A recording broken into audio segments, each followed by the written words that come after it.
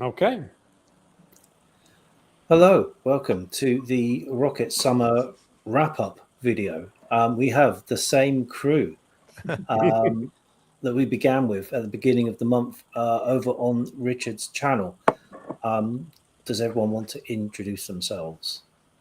We'll go clockwise from my perspective. So, Gareth. Oh, hello. My name's Gareth, and my channel is Book Songs and Other Magic. Obviously, I thought it was important in the description to say where we came from. So I'm from the Milky Way. So it's a beautiful galaxy that has a lovely solar system with Earth in it. I've enjoyed this month and sharing with you guys. Cool. Okay, I'm Greg. My channel is Another Bibliophile Reads, and I've also enjoyed this month. I've read some other stuff besides classic science fiction, but it's very. We'll get into it. Just the progression over time, and you can see how things change. So I really liked it. Okay. And I'm also in the Milky Way, Gareth. So local, we're local then. Awesome. We are local. There you go.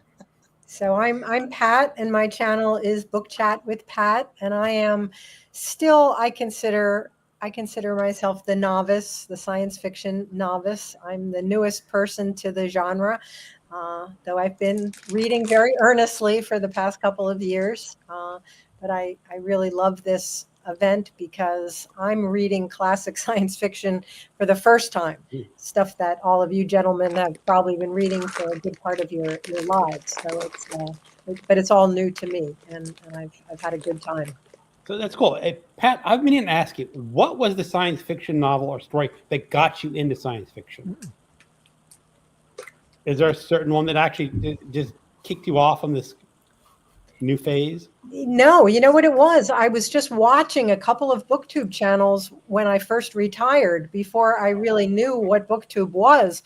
And I started watching Michael K. Vaughan, and he had put out a list, which I guess I found on his channel because I didn't see it when it was new, but it was a vintage science fiction starter kit. And so I wrote it down, and I just started reading my way through some of his favorites. I think I started reading some Ray Bradbury early on. I don't even remember what else. But anyway, it was Michael's list that got me started. And then, I just kept adding things as I got to meet more of you and listen to you talking about, what you loved when you were kids and, what you were rereading. As I little by little discovered more of you, I just kept adding people. But I'm coming to all of these people for the first time. That's what I enjoy listening to some of your reviews because of that too. It's always great to have that new perspective. I'm Richard. Vintage SF is my channel. SF is not San Francisco, it's science fiction. And I'm in the Milky Way. Particular area is Winnipeg, Manitoba, Canada. If you look at Canada along the southern border, right in the middle of Canada, that's where you'd find Winnipeg. And I'm Gavin, and yes, also the Milky Way. An unfashionable part of the upper spiral arm, I think Douglas Adams says. So I'm going to guess that we all had a good time. I had a good time. Yeah, I had a good time. I did too. Yeah, only one speed bump, otherwise all good. And that's what I was going to go for. What was it? Was there anything which didn't meet expectations? Was a disappointment in any way? I had one disappointment. And now I was listening to the audio book of Lord of Light by Roger Zelazny. And just his storytelling style really did not fit the audiobook format because there's so much going on that he does not really explain. The reader is really saying, you have to figure out what's going on. I'll give you hints and clues, but I'm not telling you.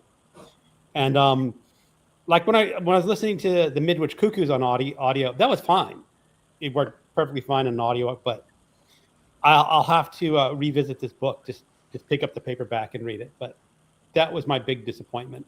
I got to like 80, 90 pages equivalent, and they said, because I woke up in the morning and said, all right, what's going on in that story? I don't know.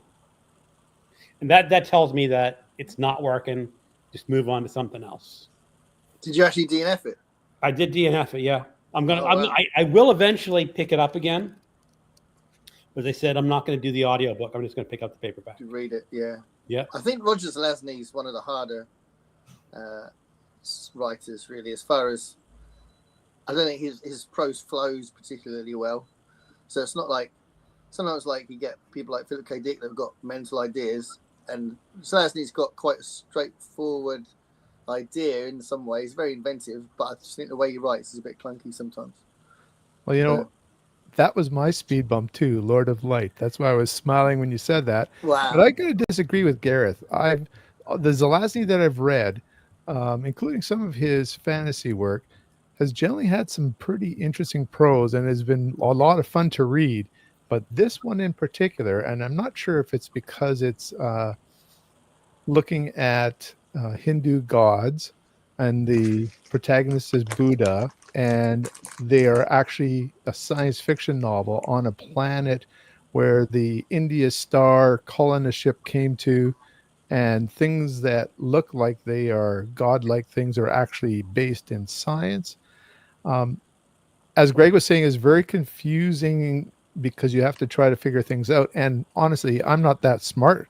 So I had to go to Wikipedia, and every time I read a chapter, I went to Wikipedia, and there was a kind person who created chapter summaries. So I'd read that and go, oh, that's what really went on. And so you're going to see a review tomorrow. It was a difficult one for me to rate because I could eventually see the brilliance of what was going on. But I think it's something that really needs rereading, or a guide, maybe a reading guide. Sometimes that's what I was using Wikipedia for on that one. So that's the question. Will it be enjoyable without the guide? Nope, not for me. Right, that's what I was getting at, really.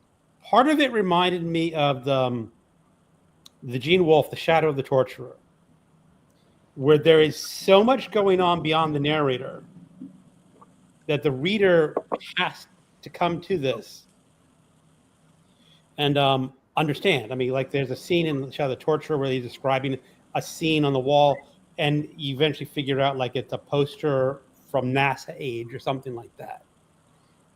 But I felt a bit like that in Lord of Light, that there's a lot that I'm missing. And especially on audio is good when it's straightforward. You just get the story and the dialogue, and you don't need to stop and analyze. You know, sometimes it reminds me of, I always use an example of learning Shakespeare in high school, where it seems impossible to understand what's going on. And as you plow through it, eventually it starts to make sense, and you start to see the humor or the drama and what's going on. I think with this one too, it took a long time. I'm going to say maybe about halfway through, and then I'm starting to really get into the flow and understanding it. And it's not a linear story either. We actually start near the end at the beginning and then circle around to it again. Yeah. I had an experience where I had a difficult time for half the book. This isn't for this Rocket Summer, but just bouncing off what you said with Ubik, or Ubik. This must be Ubik.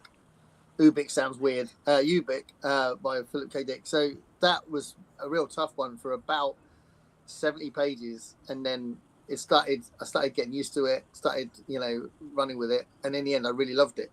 So yeah, that's my favorite Philip K. Dick book so far, but I've read about 4, I think, maybe 5. But yeah, that was an example like that. But also, what I was going to hold this up as another example of a book that you really have to pay attention on what's going on. This is a Report on Probability A by Brian W. Aldiss.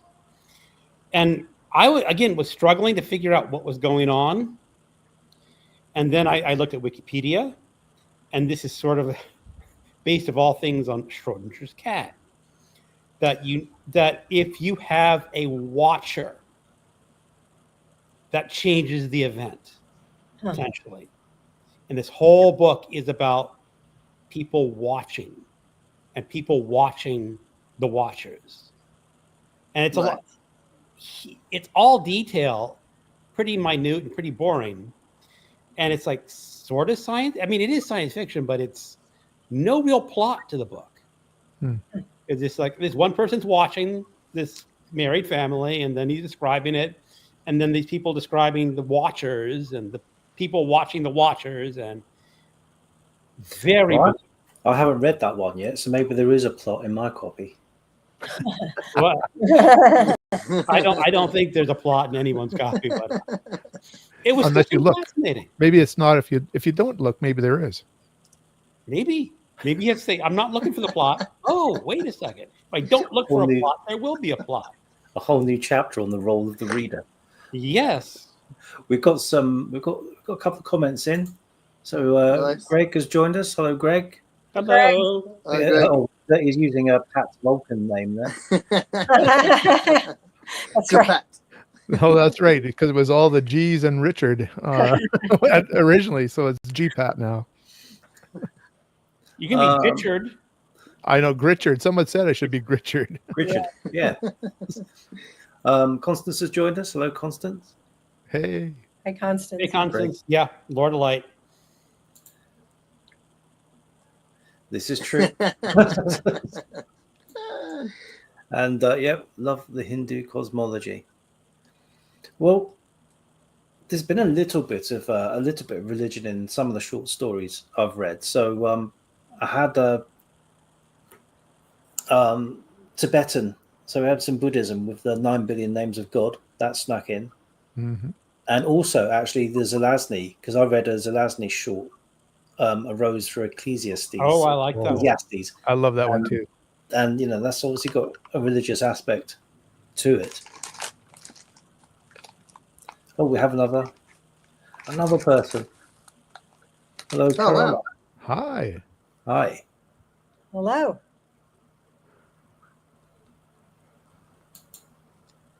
So how did you like 9 billion names of God?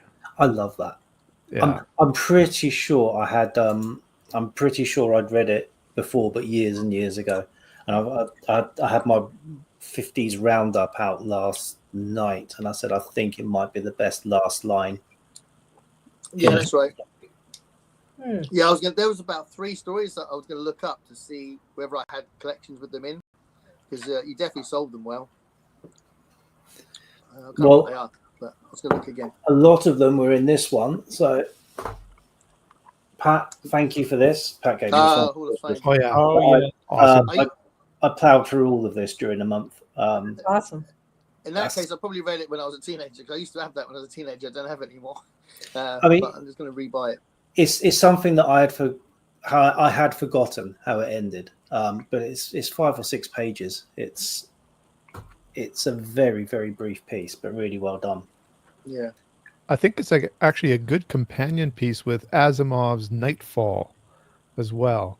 If you're familiar with, I can't give away the endings of these 2 stories. They're different stories, but there's that awe ending couple sentences perhaps in the Asimov story as well. Yeah. And doing very different things at the end as well. They are, almost diametrically opposite, but it's a universe thing that's happening. Yeah, when you get that sort of scope, you don't often see that in vintage science fiction. Lots of the old vintage stuff is very much solar system based. Pat, I think you and I might share our disappointment, but do you want to go? And I'll say snap. When we started, I was prepared, and I remember saying it somewhere, that I could have spent, another whole month just reading 1950s selections that I had available to me, and I didn't know how I was going to trim it down. And then I didn't have a great 1950s week. I loved The Day of the Triffids. It was my first reading of John Wyndham. That was the high point. I didn't love the short stories, I think, that I read for the 50s. I was frustrated by Heinlein. I'm kind of struggling with him. So that was a disappointment to me, I think. Gareth and I read All You Zombies, and that was in the Wesleyan I anthology. thought that was 40s. Or is it 50s? 59. 59. 59. Okay. 59? Yeah, I was disappointed as well by that one. I thought it was a bit messy. Yeah. I don't. What else, Gareth, or rather Gavin, were we both disappointed in that we both read? It was the other Heinlein, The Roads Must Roll. Oh yes, that was in the because I was also reading from the Hall of Fame. Yes, The Roads Must Roll. In fact, I almost got in, not an argument, but I said I didn't know why this was in this volume. Why was this picked for the Hall of Fame? And someone, I don't want to say he took offense, but he went into a lengthy explanation and told me on my video why it was in the Hall of Fame. But I just didn't get that one at all. I mean, I got it. I got what it was about, but I didn't. I did not love that one at all. And that was, what was that? That was the 40s. That was 1940. Yeah. I think it ended up in the Hall of Fame because it got voted on by people who would these days leave lengthy YouTube comments. I think they felt also that they had to have a Heinlein in there. Yeah. That's the one they chose. Oh, I'm sure. And that's what I ended up saying in this, I mean, it was a very pleasant conversation. We went back and forth a couple of times, but I said, I don't know a lot of Heinlein, but I have read other Heinlein, and I know that there's better Heinlein than this. I didn't understand why that one was the pick. It just left me, it didn't do anything for me. So. Well, I think Heinlein's more known for his novels rather than his short stories. Yeah, I'm sure. Yeah. But even his novels, they sometimes annoy me. I can say I was I was in University of Maryland, and I was reading I Will Fear No Evil. Mm-hmm. I don't know if you know that one. I was commenting to the guy who was the roommate in the house. He had also read it. And I said, he's trying so hard not to be sexist in that novel that he's being sexist. And I just get that feeling with Heinlein sometimes. Mm-hmm. That he's just... Got a couple more comments. So, Pat, I think, as well as everyone here agreeing with you, you've got agreement from... Yeah. Skeleton Key, enjoyed such an amazing book. Yeah, that was fun. Alan, hello, Alan. Hello, Alan. Oh no. Oh. Huh. Oh well. I hope 9 Billion Names of God wasn't on that list. Yeah, I was just thinking about a bunch of short stories. I'm like, I hope that wasn't in that book. I've read a few. I mean, the ones from Clark, I've read, of course, 9 Billion Names of God, which is just fantastic. What's the one I did the other day? The Sentinel, which was, I mean, it's a good story, but it's not super stellar. Then The Star is another one. The Star again. So again, it's like there's a religious bit to it. It is, and it's so odd because I bet a box of donuts that Clark was an atheist, and not religious, but he used the religious themes in formats to great effect. The Sentinel is well known because it's the story that Clark and Kubrick picked to have as the launching point of their film 2001. Yeah. And it just so happened that the last book I read, which I'm going to have on the channel on Thursday, was The Lost Worlds of 2001, which is Clark telling how the film got made, how he and Kubrick created the story, The novelization actually before the script was finalized, which means there was a difference between the novel and the scripted or the movie that you see. And it was fascinating because we had his diary in there of all these things happening, and then he would insert huge portions that were cut from the novel, or they changed their idea of how things would progress. And so you had huge fiction sections of the book as well, and I really enjoyed that. I've read that either earlier this year or late last year. It was really sort of eye-opening how he almost got he was almost getting bored by it. I think he didn't realize. I think he knew how long a film takes to make. I don't think he realized how long a Kubrick film took to make. It was a novel that he had to work on for almost 5 years because of all the changes. Like Kubrick would say, "Oh no, we can't do that now," or we have to change something because we have to change something. He famously says he can film anything that you can put down in a paragraph, but there are budget limits to what you can film as well. So aliens that existed in the novel form, you can't see on the film itself. There's one unfinished anecdote he's got in there as well. He says because he was staying at the Chelsea Hotel whilst he was doing this, and then just goes out for dinner with William S. Burroughs and Allen Ginsberg. It's just like, and there's nothing about it. Is that Arthur C. Clarke or Kubrick? Yeah. Arthur C. Clarke. That's Wow. That's brilliant. Love it. Oh, speaking of Clarke, Constance and Al reading Rama. Nice. So yes, Good one. that is a good one. I do like that. That's one of those big dumb object books. Yeah. I actually found that one on my reread. I remember loving it when I was a teenager. I think I read it. I found it a little boring. I found a lot of going up and down stairs at the ends of the big dumb object. Anyway, that's how I felt when I read it the second time. Well, the stairs have got to be done, you know. Yeah, I mean, he'd already done an elevator in another novel. But was there anything that was a pleasant surprise, sort of going against the disappointment? What really took you that you weren't expecting? Pat? I can't say I was surprised. I thought I was going to like this, but certainly one of the highlights for me is this last week reading Clifford D. Simak's Way Station.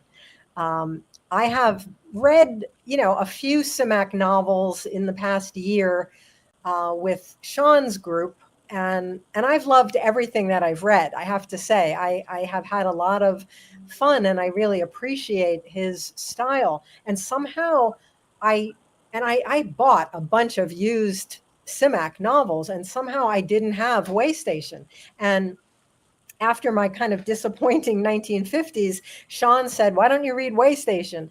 And so I looked in my collection and I didn't have it, but I downloaded it on my Kindle. So I read it there, and I loved it. I absolutely loved that novel. And I just thought it was beautifully written. I loved the whole pastoral setting. I loved the Civil War hero, living in the 1960s. I love that book. And I can't say it was a surprise because I know that I like Simak, but I wasn't prepared to be as moved as I was by it. And just really, I just loved his style. I think he's, yeah. I mean, I don't know if he's an underrated writer. I don't know if what you guys would say to that, but I just think he's wonderful. He's phenomenal. I was going to say, now just bouncing off that question about whether he's overrated, I think he's quite underrated with the general public, but science fiction fans rate him highly. But okay. I think he's not one of those people you don't very often see his stuff in the shops. No, never. Never. No, you don't even see City. I don't even know if that's currently been. Is it in the SF? It might be in the SF. Yeah, it is in the SF. It is. It's in the Masterworks. I have that. Yeah, it's in that, but you don't often see it in the shops. And I think in general, if people knew the names Asimov or or Arthur Clarke or whatever, they don't think the general public know him, but science fiction fans definitely rate him highly. I think that's the impression I get.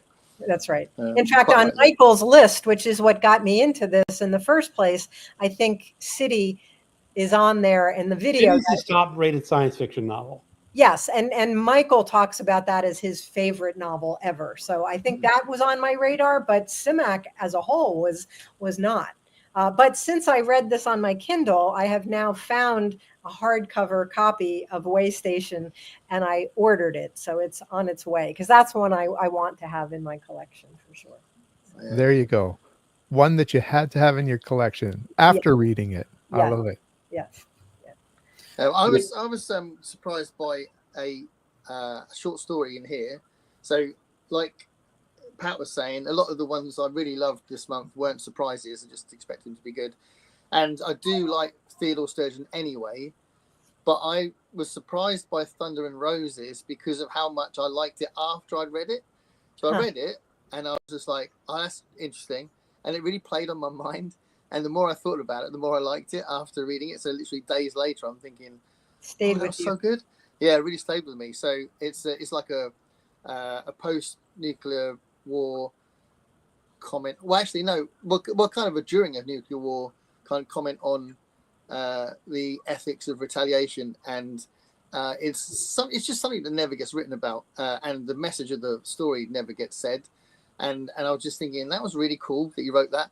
So I do like Theodore Sturgeon anyway. I don't think I've ever read anything I didn't like, but I hadn't read that, and I had a different experience days after actually reading it, which I think is a kind of surprise. Don't know if that makes sense to anyone else, but Well, I had a surprise short story myself. I'll hold it. This is The Roads of Science Fiction. There's 4 volumes. This is a really good collection that takes you from the beginnings of science fiction, I guess, up through the 80s when it was published. But anyway, I was intending to read Dragon Rider by Anne McCaffrey, her novella, which turned into Dragonfly, and I just did not have the time to read a 120-page novella. So I picked up a short story from the 60s to read. And what I picked up was Slow Glass by Bob Shaw. And I picked it out of here just on a whim because it says Bob Shaw did traditional science fiction very well. But when you start this short story, it's a husband and a wife on a road trip out in the country of England.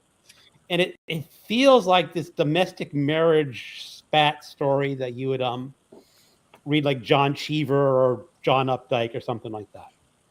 And they're traveling through the countryside and they see this roadside bill that they're selling this thing called slow glass. And of course, the reader does not know what slow glass is at this point. And it's you figure it's some sort of artwork that's very expensive in the city, but the wife's going, oh, it's going to be cheaper out in the country. But it's not cheaper. And you slowly find out what slow glass is. It's glass that slows down the progression of light. So if you have this pane of slow glass, you're actually looking at something in the past. Oh. And normally it's like a month or a year. But this guy is selling 10-year slow glass. So you're looking at something 10 years ago.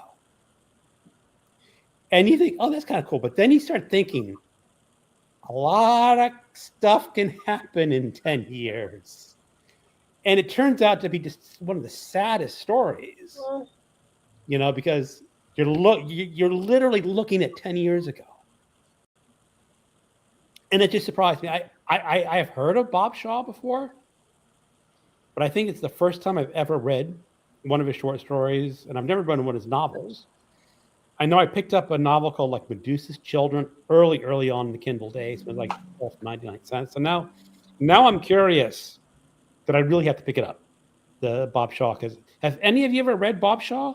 I've read a lot. Oh, okay. Because you recognize the story? Oh, yes. It's probably one of my favorite stories from the last 2 to 3 years that I've been doing this. It's a poignant story as well. It's just a heart-wrenching, beautiful story with a simple concept of slow glass. You imagine that it's just a very simple gimmick, but it's just beautifully told. It is. He has a collection of stories called Cosmic Kaleidoscope, which is perhaps the only short story book besides the Hall of Fame book that I gave a 10 out of 10 to, I believe. He also has some of his famous novels might be Palace of Eternity. Slow Glass is kind of made into a fix-up novel with other stories about slow glass. Can't quite remember what that one was called. Unfortunately, that one's out of print, and the copies of it are pretty expensive. And what's it called? Somebody maybe in the chat will remember. No, I'm gonna look it up, see if it's on Yeah. Kindle or something. Yeah, it just contains the story Slow Glass in there among the rest of it. Oh, Other Days, Other Eyes. Other Days, comma, Other Eyes. And there's more beautiful stories in there, and they all have to deal with the inventor of slow glass and the consequences of it, which are far more widespread than you might believe it could be with that simple concept. Yeah. So Shaw was very inventive and witty. Oh, I think his first novel was called Night Eyes. It was about a blind guy who had technology that he could tap into the neural electrical impulses of other people's eyes or even other creatures' eyes. And he's imprisoned. And it's about this blind man's escape from prison and trying to get off this planet using other people's eyes. That's awesome. Oh, So wow. another vision-based one. So now, see, so after this story, I have to make room to leave. I mean, I have to read more now just to see what else he can do. So Yeah. Great. I prefer his first 10 years of writing or so. I found things that went into the 80s were not quite as good. They're still very inventive, but not quite as, I think he was at his peak in the 60s and 70s. okay, so if you were to recommend one novel by him, which one should I go purchase? It depends on a reader. Oh, it depends. If you're a guy who liked The Star Is My Destination by Alfred Bester, then I would say Palace of Eternity. If you're a person who likes a prison break with an amazing concept attached to it, then I think it's called Night Eyes. That one came out in the... Oh, there's another one that he has about somebody inventing a drug that gives you immortality. Days of Tomorrow or something like that. You have me here trying to think of all these novels without taking a look at them. That's okay. I know But, I have the Music to Children on my Kindle already, but yeah, I think it's later. I would actually just say Cosmic Kaleidoscope is a great place to get started with his stories and then move on to his novels. He's one of my blind spots. See, I've always known about him, and I've got a couple of his books in my collection, but I've never read anything by him yet. So it's great that you're talking about him. Well, Stephen E. Andrews, the Outlaw Bookseller, is the guy who introduced me to him, and just started collecting those and enjoyed them all. Well, don't take this comment out of context. But talking about, I think I was you talking about Rendezvous with Rama. Yeah. So, I'm gonna say, I'm very happy to be wrong for other people's experiences. So, I mean, Alan, after Rendezvous with Rama, I did go out and buy all the sequels. So there's another take on it. Definitely recommend Childhood's End. Yes. Oh, Definitely Childhood End. Yeah, that to me is his best novel. Slow Glass. Constance has read Slow Glass as well. And Constance also said, Pat, are you planning to read Doomsday? Yes, we Alex at Alex Unabridged and I were supposed to be reading it this month, and I asked him if we could postpone it. So we've just moved it to the fall because he's going to be very busy now in August. So with Garbagust. So Oh yeah, it's his baby, isn't it? it's his baby. That's right. So we've just moved it to excuse me, to the fall. So Doomsday Book by Connie Willis was featured in my really early video I did at the early part of my channel, which was 10 recommended science fiction time travel novels. And Doomsday Book is such a good novel, but it's especially good if you're interested in the history, because she paints the Black Death really well. It's really good if you're into that as well. And obviously, being a graduate, I was kind of interested, and I'm particularly interested in Black Death. So she does that really well, and it's quite a somber book, to be fair, and it's quite big. But apparently, there's the next one, To Say Nothing of Dog, is apparently a comedy, which I don't. I read that. It's funny. Yeah. So Doomsday Book is definitely not funny, but it's really, really good. That was going to be one of my big books of summer. Also, I had originally planned that, but I just couldn't do it this month. It's just not a good time for me to read that. But we just moved it a little bit to the future. Yeah, no, it's really good. She's really good. If I remember right, doesn't she have more awards like Nebulas and Hugels than any other author?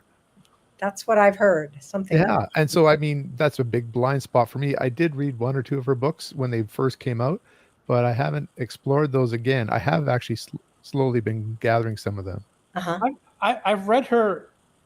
It's a duology. It's a duology of books about World War II. Blackout, and something. Oh.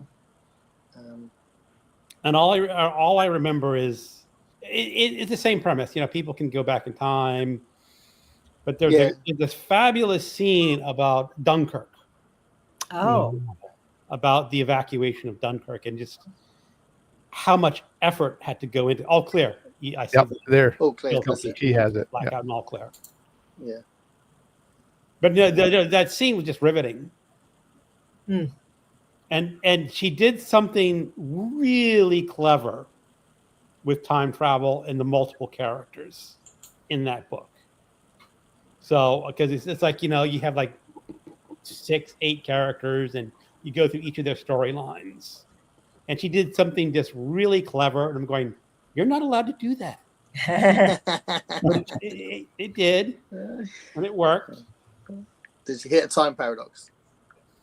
Not really, sort of, but if you haven't read it, I'm not going to spoil it for you because you feel like, oh, that was I love it when they break the time rules. It shows you're not taking it, so very seriously. I think the Bill and Ted's film did that excellently. The first one of those. Well, I'm a big champion of the Chronicles of St. Mary's. I've mentioned a few times on my channel, and nobody ever makes a comment. And nobody's ever mentioned on their channels at all. But it's a whole series of books by Jodie Taylor, and they're kind of YA-ish, but I don't think they are. But the characters are young in it, and they go back in time to prove the historical events are accurate, and it all gets messy, and it's kind of a bit sort of farcical. But if you know your history, then you'll really get into that. And I think Jodie Taylor clearly knows her history. I just think they're always messing around with and trying to fix ruining the future and all that kind of stuff, and going back again to try and solve that and all that, So all that stuff. I think that's awesome. That stuff. So, yeah. That doesn't always work out. I don't know if you ever read Michael Moorcock's Behold the Man. That's one of my favorite novellas. Yeah. That I mentioned that in that video I did on 10 recommended science fiction stories. Yeah, that's brilliant and very kind of controversial. Isn't it? No, absolutely. It's out of print right now. I'm shocked. It was in the Gallant's either Fancy Masterworks or SF Masterworks. Huh. Was it? It was for a while, yeah. I don't know if they took it out. Maybe take it out. Because they're always changing it, aren't they? But are you sure it's out of print? Because I thought I saw it in the shops recently. Maybe. Yeah, I think it's around. Yeah. SF Masterworks, if you have any sitting around in the shops, it's one of those. Okay. Yeah. Now, the thing is, it was originally a novella. And he rewrote it. And I 2 months ago, I reread the original novella. And didn't read the novel. I mean, because I read it first when I was in high school and I loved it. And I had this really great old cover. And now I have a cover that's really cheesy, and it's like, no, I'm trying to find this old cover, and it's like really expensive, and I'm just waiting for the day that I see it in a charity shop, because Yeah, I've got a very plain cover. You wouldn't want the cover to spoil the ending, though, would you? Because that'd be a really cool cover, but you wouldn't want it to be spoiled. But yeah, it's a great way of being controversial about Christ. Mm-hmm. Greg, you brought up a point where I was thinking, oh, this could make a good, interesting video. The ones where the novellas were better than the novels, or is there a novel that was better than the novella? Because that's happened quite a lot in science fiction, that someone has a successful novella and then expands it into a novel. Yeah, I was going to say, because I was going through this. I mean, there's one in here that I didn't read, which was Flowers for Algernon, because I was just about to mention that. I'd read the novel just last year. But I mean, Nightfall's been turned into a novel. I think it was turned into a novel by Robert Silverberg from the Asimov. You've got The Weapon Shop by A. Van Vogt in here. I don't know. What do you... Well, I read Flowers for Algernon. I mean, the short story is fantastic, and I've never been tempted to read the novel, just because I think the short story is for a short story, it's near perfect. Well, the novel's my favorite novel. So really, yeah, I would say both. I would hold both at the same level. I love it so much. And go on. I was just going to say the novel is one of the few science fiction works that I did read as a kid growing up. That was required reading for us in 8th grade. We read it in our English class. Oh, nice. And that's one of the few science fiction works that that was introduced to me. So yeah, I'm intrigued by what would be in the short story, which would be enough, but I guess it must be enough. I always say short stories can be enough. I definitely think that you can do a lot with a short story. But yeah, the novel's amazing. Absolutely amazing. Yeah. If I remember correctly, there's just some more additional observations of the people that he worked with and how cool they were. That's some of my favorite bits. Yeah.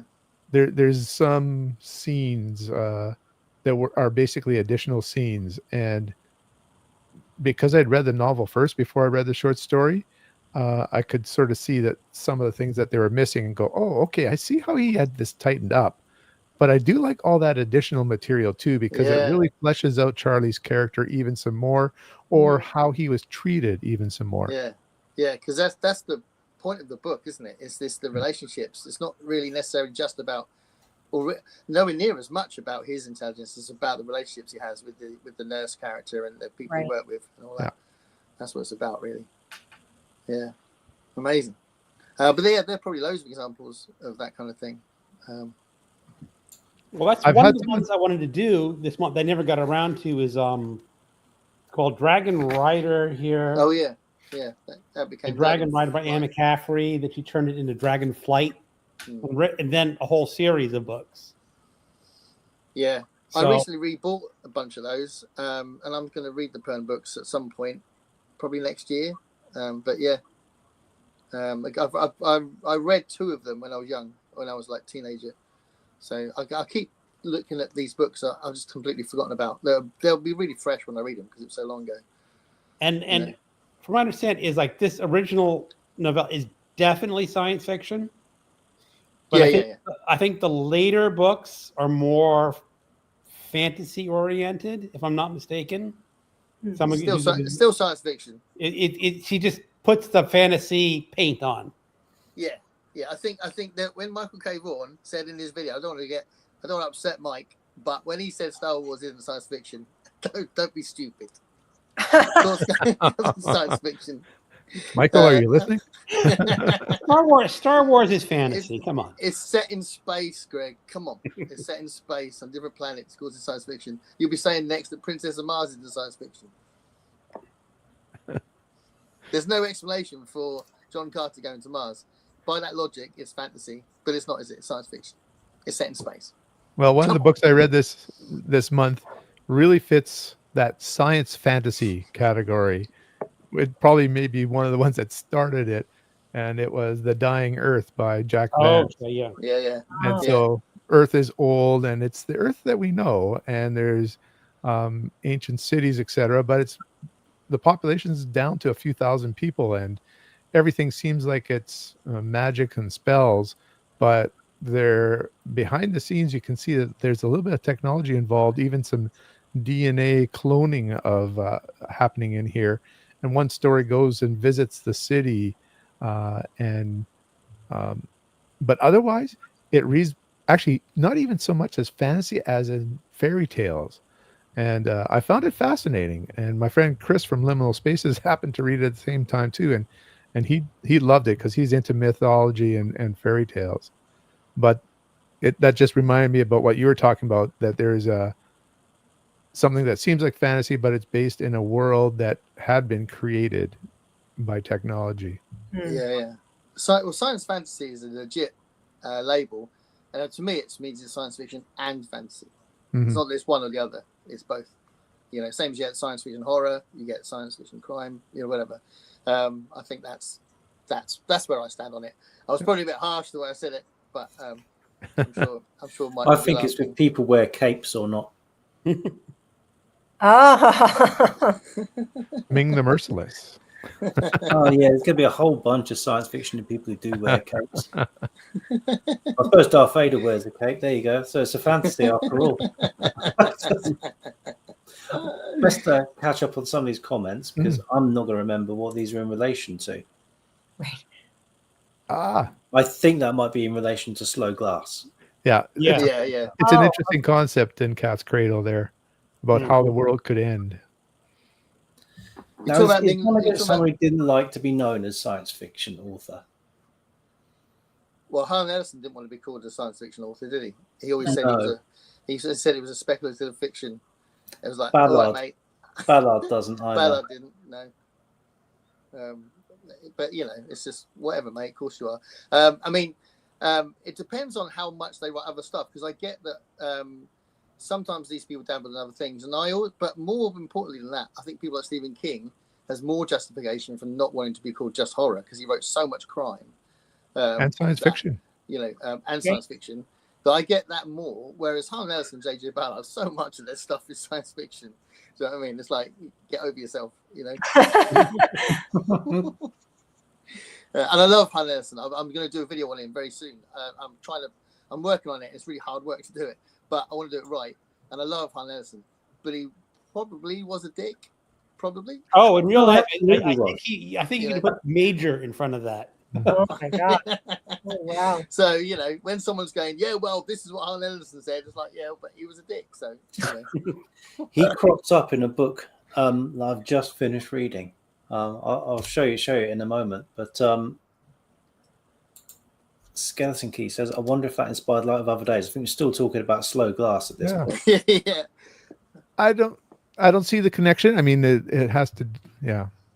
I don't see the connection personally, but what I would like to say also, when I was talking about that Bob Shaw book, which was his first book with the prison break with the other eyes being used, that I just looked it up here. It's called Night Walk, not Night Eyes, Night Walk. And that's not a bad place to start in terms of the novels.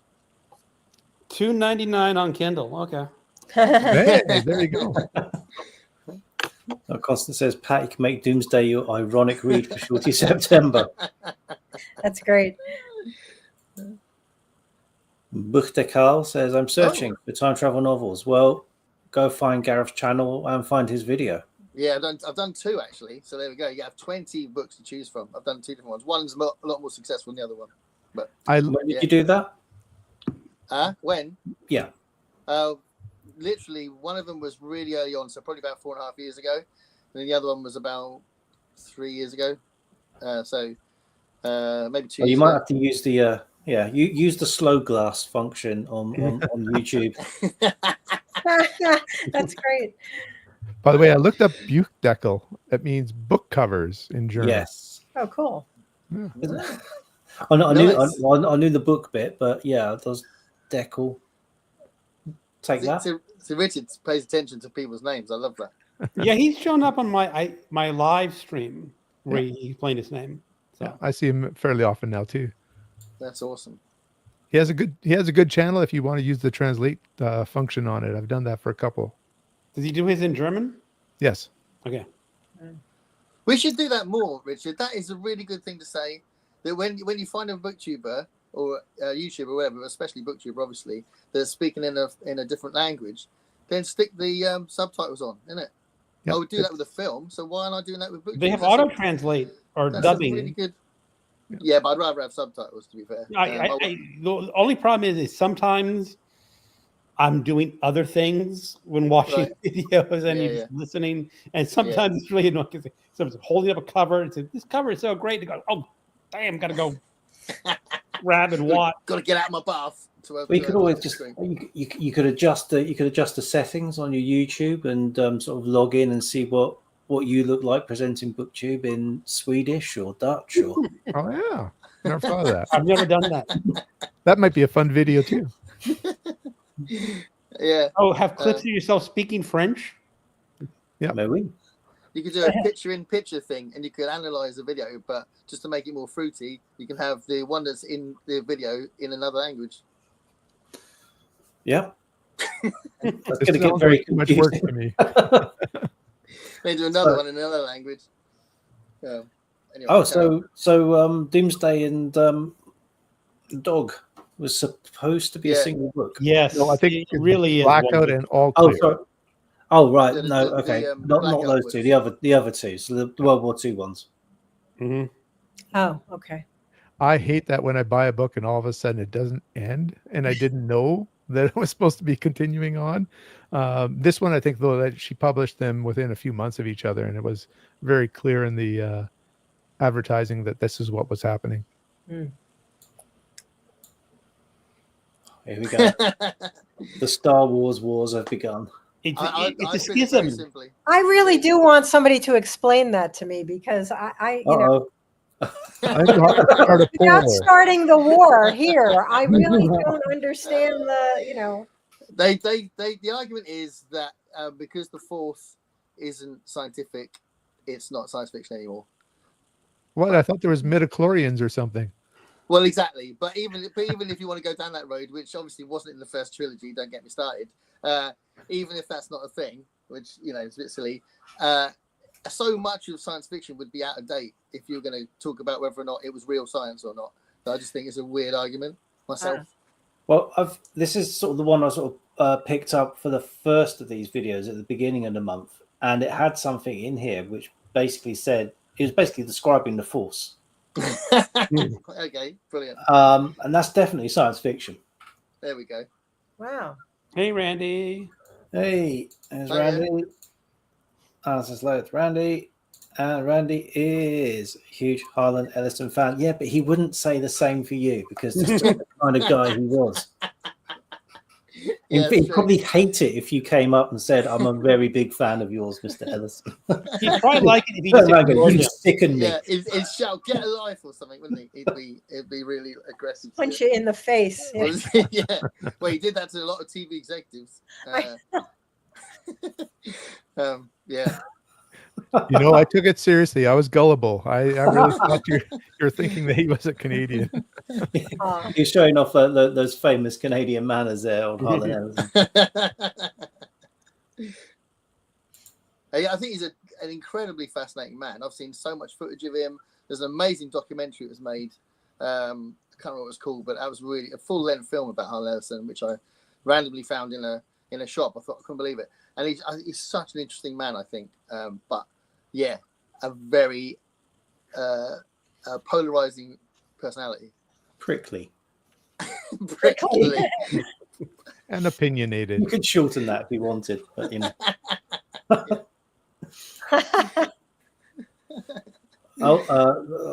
Someone book is going to go and find your old time travel stuff.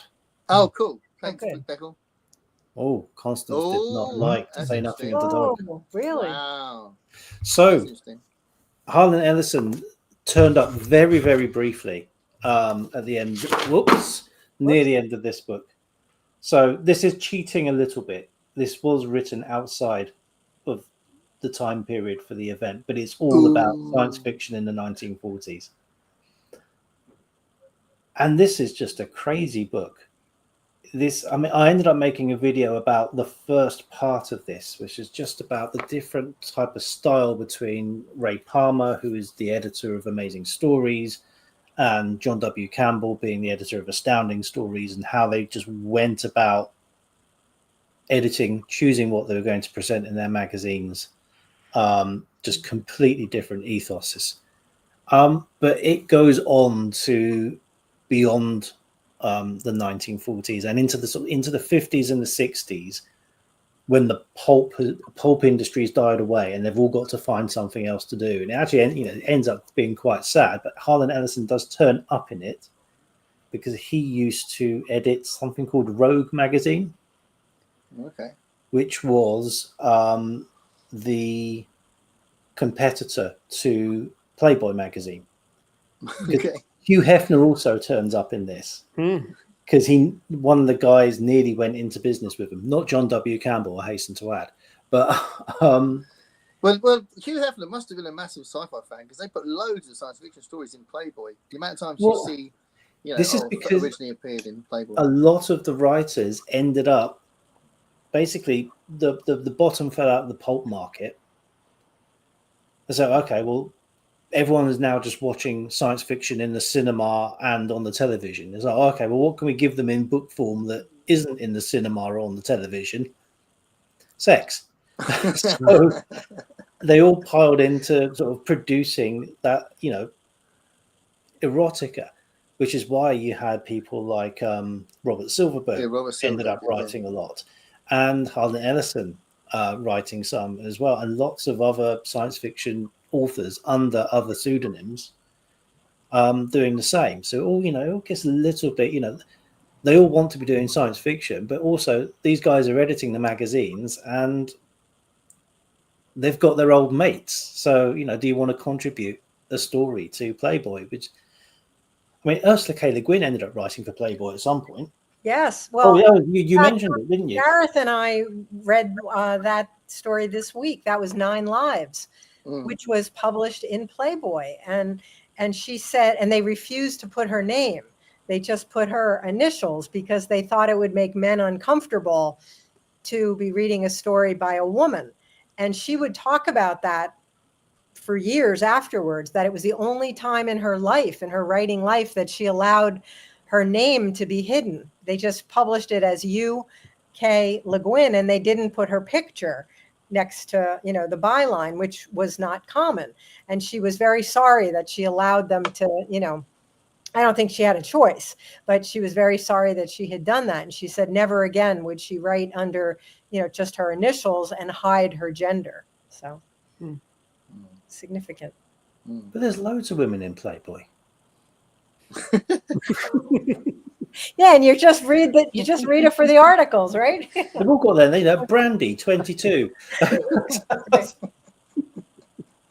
I thought that was really interesting. I didn't know that she was published in Playboy. I did not. I'm not surprised. At one point, Playboy was the most prestigious publication for fiction. Oh. Maybe the New Yorker was a little bit higher, but yeah, probably. But also one of the best paying ones. I remember when I was in my 20s and I was thinking writing short stories, Playboy paid $5,000 for a short story. Wow. And that would have been early 90s. And $5,000 is not, you don't sneeze at $5,000. Right. It may not be, life changing, but it's still, that's a lot for a story. It's a lot more than you'd be getting in any of the pulps and quite a few of the slicks, I think. You get contributor copies. Yeah. Well, this was 1969 when when Le Guin published in Playboy, and they wouldn't allow her to put her first name. 69. It was a disappointing story, by the way. Where we're like, because we both love Le Guin, so and I've read a lot. Le Guin has my favorite science fiction short story of all time, I think. What is that, Greg? The Ones Who Walk Away from Almost. Oh. Yeah, amazing story. But yeah, this one was a little bit, bit meh. Yeah, we were not impressed. I'm reading a bit of nonfiction for this next coming month, and I'm starting with this one, which is the story of James Tiptree Jr., who was Alice B. Sheldon. She was a contemporary of Le Guin, and she wasn't found out to be a female writer until I think it was the mid 70s. She kept that hidden and didn't go to the conventions. Someone pieced it together from some information she had about her mother passing away in Chicago, and they were looking for this socialite who passed away who only had one child who was a writer. And they say, hey, that's not James Tiptree Jr., it's Alice B. Sheldon. Wow. And that's how they pieced That's it how together. they found it. Wow. Yeah. But she communicated with letters with many, many writers, including Ursula K. Le Guin and Joanna Russ. And they made an interesting trio of writers in the 70s with fascinating gender and sexuality in their stories. Interesting. I'm trying to find something. Well, actually, just these are some magazines that Debs gave me during the month. This one's got a Bob Shaw short story in it, which I only just realised. But there is here somewhere, there is a James Tiptree Jr. in here. So this is from 68 or 69. And I don't know if it was on the first of these videos or whether it was on something I've seen this month where John Campbell Jr. would not have women in his magazine. Yeah. And here we are, Birth of a Salesman by James Tiptree Jr. So this is March 68, edited by John W. Campbell Jr. So whether she was flying under the radar there. Yeah, definitely. I'm sure. I think that's when we were talking about C.L. Moore, wasn't it, Pat? That we were talking about that. C.L. Moore. Wasn't it? Was no. It was. Oh no, Leslie F. Stone. Yes, it was Leslie F. Stone, and Campbell wrote to her, rejecting a story, and said, "I don't think women should write science fiction, and they don't belong in the genre." And he wrote a very hostile response to her, and so it changed how I saw him for sure. He could be a bit of a Harlan Ellison on occasion. Well, I was just about to say, you'd never hear Harlan Ellison say that because he was genuinely, Harlan Ellison really pushed for female. Oh yeah, and he was big friends with Le Guin as well. Connie Willis. And he definitely wouldn't have, he was a feminist, really. He wouldn't have said anything like that. Le Guin had a really interesting circle of friends because also Stanislav Lem was one of her friends as well.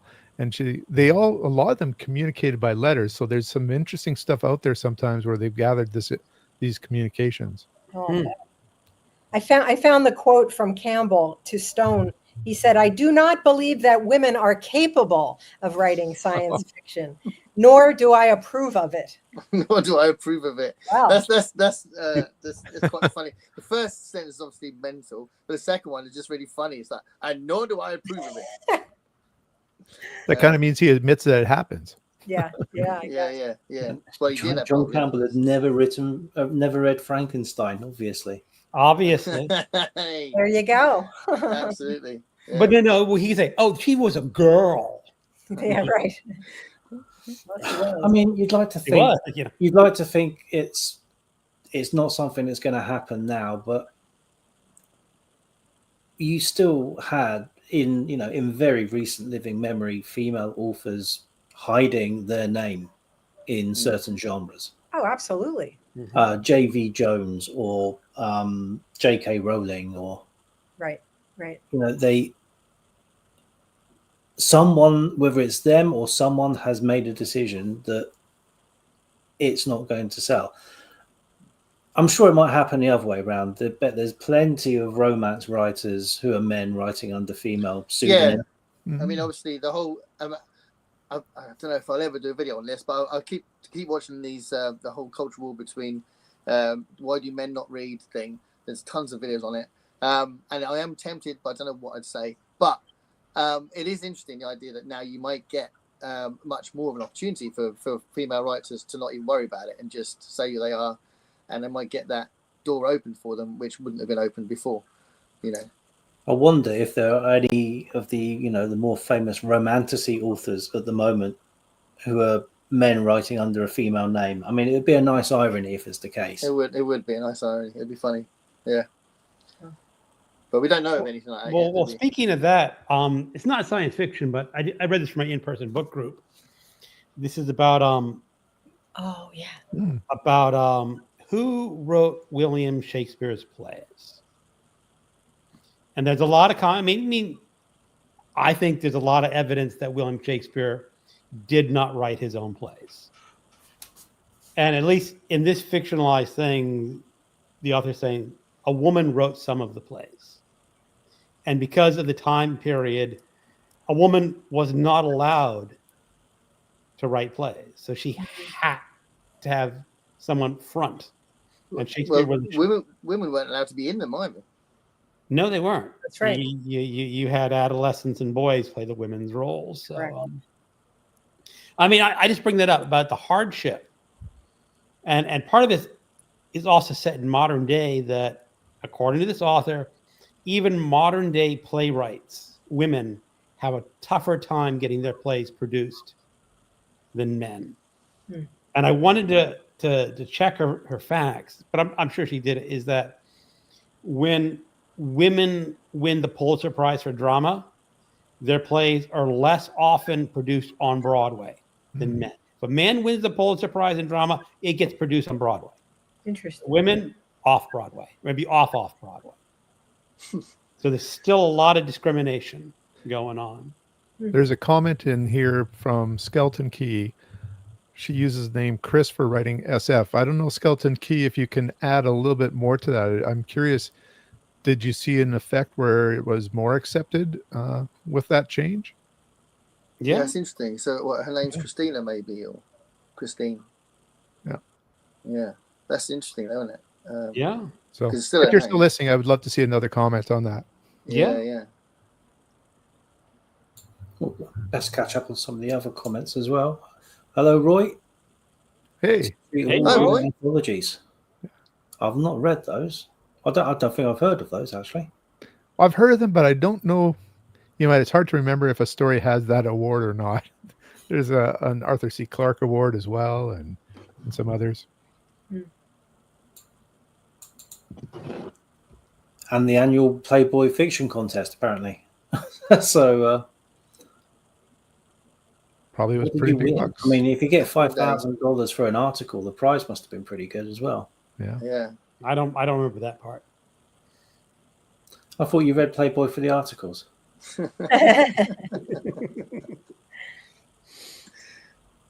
Pretty sure Lucas saw Star Wars as old-time cowboy. Yeah. Set in space.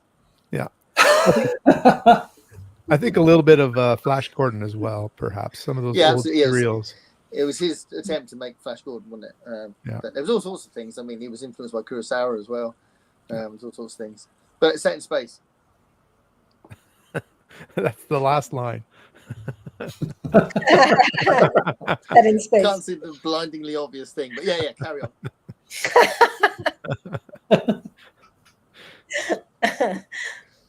Does that mean Narnia is actually set in a cupboard, though? That's a portal fantasy, Gavin, as you well know.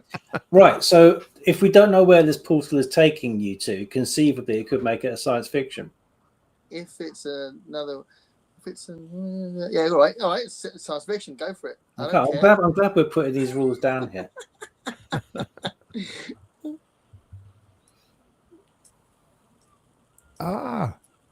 That makes sense. Oh, that's great. Wow. Yeah. Okay, yeah. Yeah, if I see one of those anthologies, then I'll try to see if I can pick up one. Oh, that's a good. Yeah, I can't remember what it was. Something I was going to read recently got that award. I can't remember what it was. It might have been Becky Chambers. Becky Chambers might have won that award. Oh, it could be. Um, Hey, Ariane. Hey, Ariane. Yeah, she does. Obviously, Becky Chambers plays with gender a little bit more in just use of pronouns. Really, I don't think she does it in a particularly heavy way, from what I remember. But So I have a question for you no. guys. In the first Becky Chambers books, there's this exploration There's a between species that. two interspecies females. Yeah. There's something about they have to go back to their planet. This is a while ago since I read it. They have to go back to their planet to give birth, don't they? Something like that. I don't remember the details. Yeah. There's a lot of gender interplay with that. Yeah. Yeah. It's a fantastic book, I think. So I had a question for you guys. If we came back together in a year from now, what would be the story or novel that you think would stick with you the most from this last month? What do you mean if? Okay. I think there's When? a good chance we'll be back next year. When we come back next year. Well, I'll tell you what. It's obvious, but I hadn't read it, which is ridiculous. But Brave New World, Oh. an amazing book, and I'm so glad I read it because it just seemed ridiculous. I hadn't read it, but some things I've read but forgotten about that I hadn't read. I'm going to go for one of the ones I read earlier in the month. So, The Man with Six Senses by Muriel Yeager. I think she might have written another. I know she's written another science fiction, which actually came half a dozen years before Brave New World and is very, very similar. I think she's written one other which I've not read in science fiction. I want to see if I can get hold of that. I think she's really good and sort of quite eye-opening to sort of be picked up as a writer, published in the Hogarth Press. It was it's Leonard and Virginia Woolf who basically signed her up for these novels. And I'm thinking, oh, okay, so this is 1920s Virginia Woolf approved science fiction. But really surprising stuff. I liked it. Yeah, well, for me, the best book of the month was The Midwich Cuckoos. Love That's it. really a reread for me, so I don't want to count that a reread. Again, I think my biggest pleasant surprise was probably Slow Glass, just because I was reading it. It says, "Oh, I have to read a story from the '60s. Let's just get this done and say I did it." It's like, hey, wait a second, this was a really pleasant surprise. So that's why I read like Slan early, and Slan was a good book, but it's nothing that I'm going to go, oh, I got to reread Slan again. I don't think I'll ever reread Slan, but Slow Glass, Bob Shaw, I now want to pick that up. So that's probably my big win for the month. Especially if you're not expecting it. That's really, I like that. Yeah. I think for me, I'm torn, but I started the month off with H.G. Wells, and I read War of the Worlds, which everybody knows that story, and I saw the films and I've heard the radio show, but I had never read the novel, and then when I was reading Wyndham, I was struck by Triffids, the Day of the Triffids. I kept thinking of War of the Worlds. I kept thinking that he must have been playing off of this, or he had this in mind. And then sure enough, in my little digging after I read it, he said that was probably the strongest influence on him in writing that. So I think that will stay with me, because I couldn't stop thinking about both of them. And I did see them as connected and related. But I think Way Station's going to stay with me too. I really, really, I can't give just one, so I guess I'm between Way Station and Triffids. For me, it was this one, We. Yevgeny Zamyatin. Once again, kind of like, Brave New World, and 1984 came afterwards, and Orwell, in fact, talks about this book and how it influenced him before he was writing. Yes. It's a Russian author from around 1920, just after World War I. Russian Revolution is happening.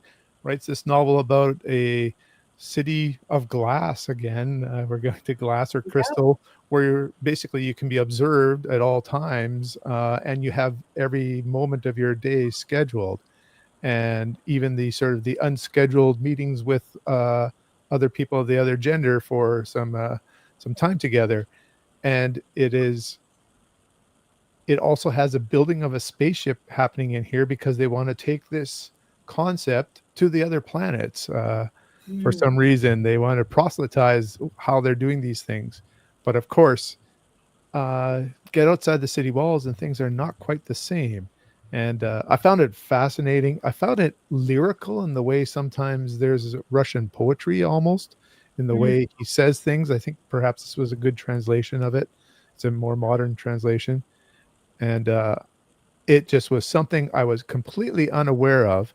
I had picked up just because it was a remainder book with one of those dots on it.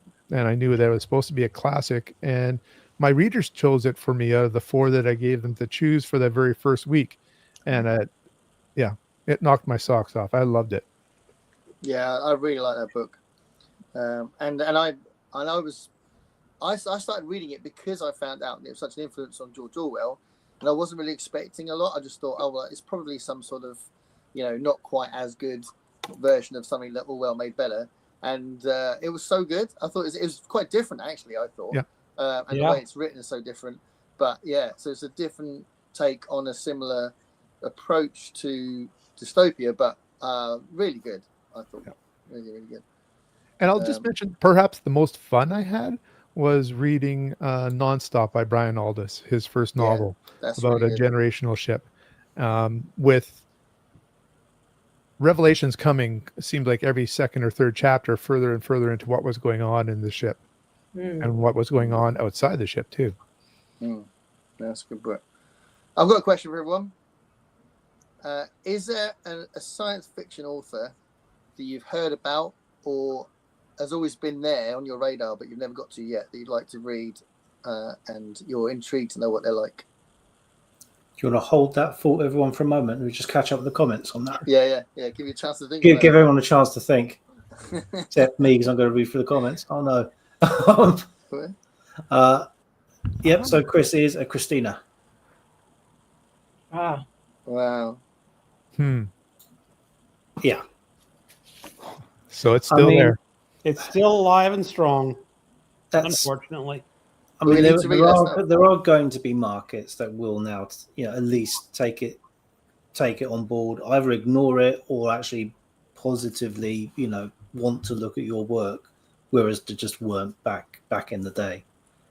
If you look at people like Uncanny Magazine, they've got very, sort of not modern, just normal policies. I don't want to say it's modern; it should just be standard. But unfortunately, you will get some people making those discriminations. My guess that the gentleman from Stratford was a front for the genius. No. I'm gonna. You think there's just. I don't think every single word was by him, because by the time you get to the folio, Shakespeare wasn't writing full scripts to give to everyone. Everyone had their lines, so everyone added little bits. It's not just him, but it is mostly him. And I just never like the idea that people who say, oh, it had to be some kind of aristocrat because just some common grammar school boy wouldn't be able to manage this. It's just, I don't know. It doesn't sit well. So, Mark Rylance lives around here. If I ever see him, I'm going to have words because he's. Have you actually bumped into him? Greg's off. I'm sure he's going back, Greg. Oh, toward the tentacle porn. Okay. Okay, that's October. That's August. Tentacle porn. Us talking about it, or he's talking about that going to be a visual thing? Because I don't know if anyone's got anything planned in their homes. Well, I think who is it? Someone's got an octopus event coming up. Surely that must be one of the prompts. September, there's an octopus event. It is in September. Yeah. There you go. So I never imagined that a month would be just for octopuses or octopi. Apparently, it's octopuses. I looked it up. It is octopuses. Yeah. And you're not going to choose October to do that in. That's just doesn't make Octopus October. No, it's called. The event is called I'm in the group. Hold on. It's called. This Hang is- on a minute. Hang on. We're just, yeah, we're It just should be in giving October. James at Quaint and Curious Volumes, who started it, and it is called. You would think it would be in October, but it's not. It's called Octember. September. Octember. But So it's Octember going to should be in October. September, but they're books about octopuses. You could have an October octopus event and mix the things together and just call it October. You could. Anyway. Google thinks Sean's story is called Light of Other Days. I think he's right. Or I think, if Google, I don't think it has a gender, but I think you're right. Oh, agreement on the uncanny.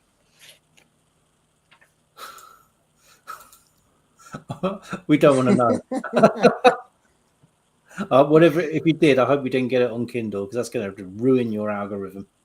War of the Worlds had sort of tentacles of a sort. Yeah. Well, I suppose you could read. Yeah, something. there are. Yeah, that's a little I mean, tendril. could Can you I read read a tentacle? 20,000 Leagues Under the Sea? It's got a squid in it. I read a book. I I read remember a the movie novel. having a squid, but I don't remember the squid in the actual book. Oh. I read Well- a novel that featured an octopus as the main character, one of the main characters. Oh, bright, shiny, bright creatures. Remarkably bright creature. Remarkably bright creatures. Yeah. How about Adrian Tchaikovsky? I think the second Yeah. book in the Second one, series. I haven't read yet. But I'm starting that one in a couple days. that's on our list for October. Well, that one makes sense to me, but that's the only one I can remember reading about octopuses. Yeah. It's darker than the first one, Pat. Is it? Oh. Yeah, it's darker. Book the Girl said, I read Left Hand of Darkness, Ursula K. Le Guin, best novel this month. Brilliant, One of my brilliant. favorite authors too. Yeah, She's fantastic. I need to read more. Actually, I mean, there you go. That's the author. You know, if you're asking for Oh. ones that I've read some Ursula K. Le Guin. I've not read nearly enough. Right. I read what's the one I read the other about a year or so ago. The word for world is forest. I read that a couple years ago. That was my first Le Guin book. Love it. Title suggested by Harlan Ellison. Oh, well, yeah, it was in Again, It was, Dangerous Visions, wasn't it? Again, Dangerous Visions was its first publication. Well, they were friends as well, weren't they? Yeah, I mean, the Dangerous Visions books is him putting all his friends' stories in the collection. Yep. Exactly. But, you know, just shows he has friends, right? With his reputation. I think it's quite good that you got that as proof. Yeah, he's got at least 16. Okay.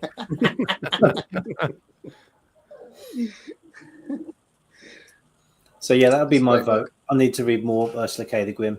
Yeah. What about you, Greg? Have you got a science fiction writer that you'd... E.E. Doc Smith was the one I wanted to read this Oh. month, and I picked it up, read the first 2 chapters, and it's not that it was bad. It was just that I had East of Eden to read, and I said I got it. East of Eden took precedence, so maybe E.E. Doc Smith for next year. But I think other than that, I've read most, at least sampled most of the major ones. At least once. Yeah. I when I gave the question to myself, I was thinking there are some authors I've only touched on, but there's not a lot that I haven't read any of. But I have got one in mind, so I was going to wait until you guys had answered. I was going to say mine. What about yours, Richard? I was thinking about that as well, and I think I'm like Greg. I've touched on a lot of authors with short stories, for example. Yeah. And so then I know potentially whether I want to go on into their novels or not, depending on my curiosity. But the one that I have collected but have avoided reading yet, because I was kind of hoping to have all of them, the novels together, was Ian M. Banks with his Culture series. He's really good. And it's probably typical for me because I've been looking at primarily 1985 and earlier in terms of authors. Anything after 85, that's where I'm starting to have bigger gaps that I didn't at least read at the time. Alistair Reynolds, I've read, or I listened to one book of his, but I've wanting to get into trying him out as well. He's So really those good. would be a couple. Yeah, I haven't read his most famous book, but I've read about 4 of his books. But I haven't read Redemption Space. Redemption Arc? Or no, it is Redemption. No, they're Redemption both. Space. Revelation Space. Revelation Space. There we go. Revelation Space. Yeah, I haven't read that, but I've got it. But yeah, I But read there's other lots books, of authors I haven't tried really. I mean, that's if what's you so exciting. we'd have to see if you come in. I really want to read the Culture series. So if you get to the point, is it Consider Fleabag is the first one, right? Yeah. That's Yeah. my understanding. Yeah. If you get to that, and it's the right time, it'd be cool to buddy read it because Okay. I need to get on those books. I bought all of them at one point. I think I've still got them, but I've definitely got the first sort of 5 or so. Still. Now, see, a big bone of contention is which of his books is his best book. I think Use of Weapons is his best. I'm just happy that there's an argument about which is his best. That means there's a number. Yes. Well, Yeah. what I really liked is there are 2 alternating storylines.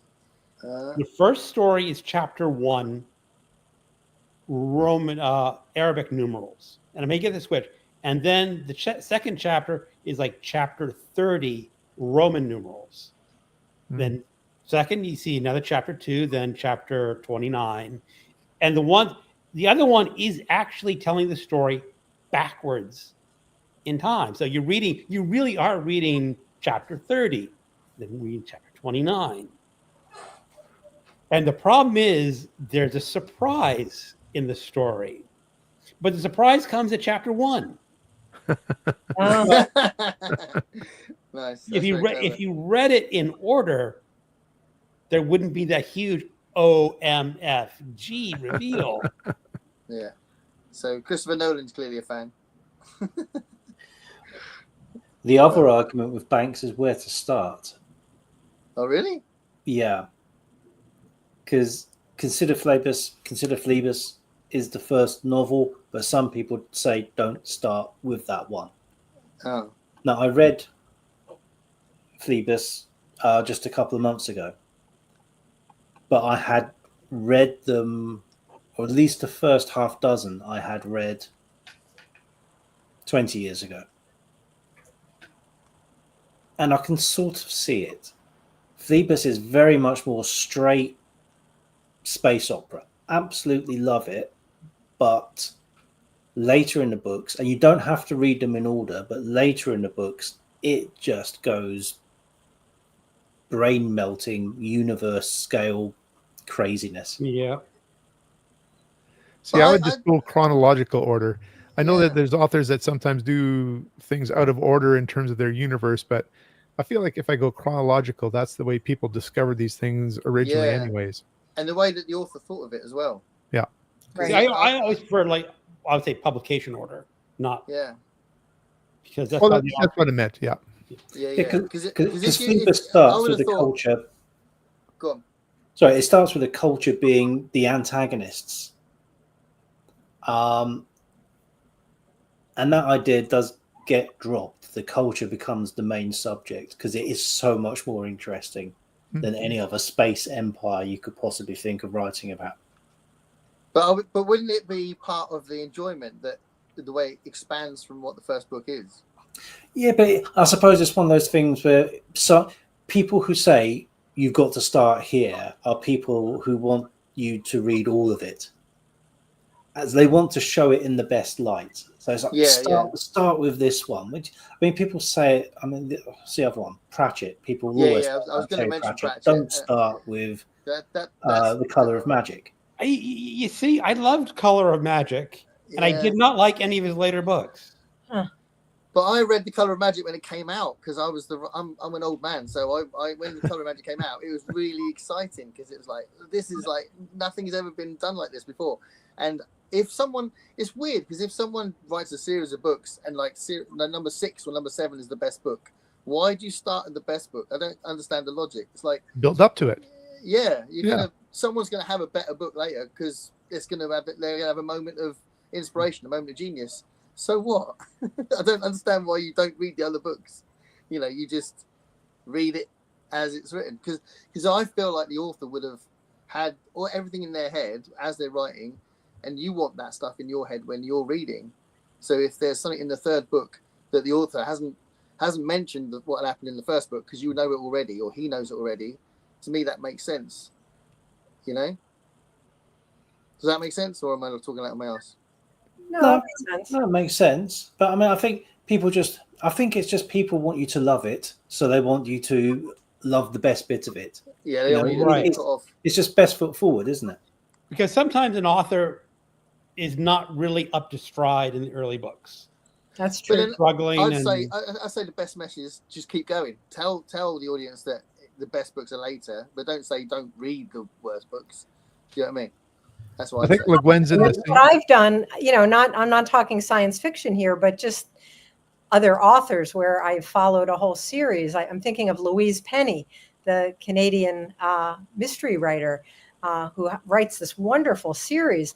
I fell into that in the middle. I didn't realize that I was reading the 8th book of, at that time, there were maybe 10.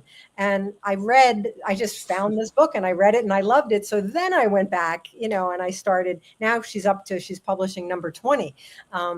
But I didn't know that I had wandered into this world where there were so many, and I loved what I read right in the middle, and then I went back. Did you start reading those books before the internet? Did I start before the internet? That means like 30 years ago. I don't think she was writing 30 years ago. Was she? I know, because I'm thinking I was definitely teaching. I was a young teacher, but no, the internet was. But I just wondered because I had that same thing with Michael Moorcock with the Elric books. Because this was when I was a teenager, so it was before the internet, and I had no idea. And I found this book called Stormbringer, and I was like, "Cool, this looks good." I read it, absolutely loved it, and then realized I don't tell you any spoilers, but clearly that was the last book. I was like, oh shit, I've read the last book. I couldn't believe it. But I didn't have Goodreads to tell me it was the last book. So yeah. Now you can check these things out, can't you? You can double check. Well, and some publishers, I don't ever understand why they kind of try to mislead a person, I guess, to make sales, but they'll never tell you that it's part of a series necessarily. Whereas it's clearly part of a series. Or they don't list the author's books in the order that they were actually written. That bugs me like crazy. I was in a secondhand bookshop yesterday, and I was looking at some books. And I looked at this book. It looked really interesting on the spine. I was like, "Oh, what's this?" Read the back, and I thought, "Well, that looks good." And it said book 4 in the. I thought, "Oh, sorry." Oh no! Oh. Well, that's the problem. Is like if you see a series and you will not pick it up, even though there's tons of series that you can pick up in mid-stride, and it's not a problem. But which is true for Pratchett, and clearly you're saying it's true for Ian M. Banks as well, right? And I think Ian M. Banks has no central characters, really. You don't have you have some minor characters that come back again. I think that's the fallibility of this trend to having series instead of some standalone novels, that they're going to find that sales don't necessarily hold up the way they think, because people won't all want to go back to that first book. They'll just throw it away like you just did, Gareth, on that one. Yeah. But there's definitely a trend for book series now. Yeah. Definitely. Yeah. I mean, from an author's point of view, I get the appeal because if I actually get round to reading Brown the Elk Gang, I want to write the sequel. But I can't write the sequel without rereading it because I've forgotten half of it. But I do like the characters, and I like the idea of going back to the characters and writing more with the interplay between the band and stuff. So I do get why authors would want to do it. And I don't think it's just a money thing, because some people say, "Oh, it's just to make money," but I do get why authors would want to do it. Well, I think it's about whether you're a writer who wants to kind of complete the circle that you started in a novel, or if you're a person who wants to live in this world that you've created. I think that's where the series comes through. Yeah. But I don't think we've heard from Pat yet in terms of who she needs or wants to read that she hasn't read. Yeah. So if we're talking about the classic period, this period that we've been focusing on, I really haven't read Arthur C. Clarke. Mm. And he's one of the big ones. End. I'm sorry? Childhood's yeah. End. And I have it. I own it. Oh, good. But if we're and also talking in this period, I mean, Le Guin is someone I have read, but she's someone I want to read more of for sure. Well, we're going to do our big Le Guin thing next year, aren't we? So Yes. But then someone that who's not in this period necessarily, who I want to read. I've only read a little, and I want to read more, and that's Octavia Butler. Me too. That's a blind spot for me. Okay, good. Well, then maybe we could do that somewhere along. Yeah. the way. That would be wonderful. It would be. I've been meaning to doesn't read quite one of fit her books. this period. I'm sorry, Greg. I've been meaning to really reread one of her books that I keep hearing about over and over again. Yeah. There's the one that sort of predicts modern times, written back in the 80s or 70s. Yeah. Well, the Parable of the Sower. Parable, I think it's Parable of the And Sower. there's Parable of the Talents. I mean, the two of them. Yeah. So yeah. I mean, so that's what comes to mind. But I think like Arthur C. Clarke is someone that I should have read. I mean, maybe I've read a story, but nothing is really coming to mind. And I do have Childhood's End. In fact, I planned to read it last summer, and I think I just ran out of time. But that's such a big name that, if I'm really trying to be serious about this, and I am, that's somebody I should. If you call yourself a science fiction reader. Yeah, what do you know? I've read 2 Octavia Butler books. I read Kindred and I read The Parable of the Sower. Very different books, I think. Yes. So both of them have got obviously a very strong political angle. But I think they're very, very different reads. I think Kindred's a much easier read, even though it's quite traumatic, but it's very... Parable of the Sower is so heavy. It's really, really tough. I read it quite slowly, because I found it quite densely written. Both are really good books, but I was surprised at how different they are. I've read 2 of hers. I think she's amazing. Yeah. And I was going to say, I don't know what you guys have read by her, but I don't think I've read anything by Kate Wilhelm yet. I've read some short stories, but I haven't read her major novel from 1977, Where the Sweet Bird Sings, something like that. Yeah. Oddly enough, I read a short story by her the other day. The Planners, out of this volume. Oh, is that on that volume? Oh, maybe I read that. And I'm sorry, I was just not impressed with her short story. Okay. Oh, no. I mean, usually these volumes are good. Yeah. And it's one of the most disappointing stories I've read in the Science Fiction Hall of Fame collections. It's just like, why did you include this? I read her collection from the 60s called The Mile Long Spaceship. It was a collection of short stories, and I didn't find a story that I really had liked in there either. Oh. But that 1977 novel is quite critically acclaimed, so that's where I want to go next with her. Yeah. I think she's in this one, Pat. She is. I see that. 1987.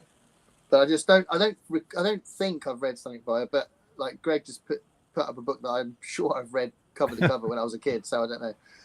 But it's difficult when you're, when it goes that far back, because I was reading science fiction like when I was like 14, so and that's about 80 years ago. So you're looking great. I don't remember. You're not so bad yourself. How did you know I was 94? Well, I think mostly we've chosen female authors then as being a blind spot still. So maybe we are no better than John W. Campbell Jr. Maybe. Brilliant. You just called out our sexism. That's brilliant. So I mean, you've got C.L. Moore, you've got Lee Brackett, you've got Pat Cadigan. There's Judith plenty Merrill. to choose from. Judith Merrill, yeah. Yeah. Well, who's the one that I have on my shelf that I didn't always been meaning? Lee Brackett was a really lovely discovery for me earlier in the year. I read Long Tomorrow and loved it. It's great. I've got a few other books. Can't find it right now. That was great. And not what I was expecting as well. I don't know what I was expecting, but it wasn't that. It was really cool. What's Yeah, the I one mean, there's that a lot. I wanna read? I think I've read some of her before. I mean, I did C.J. like. Cherry. Has anyone read? Sorry, what was that, Greg?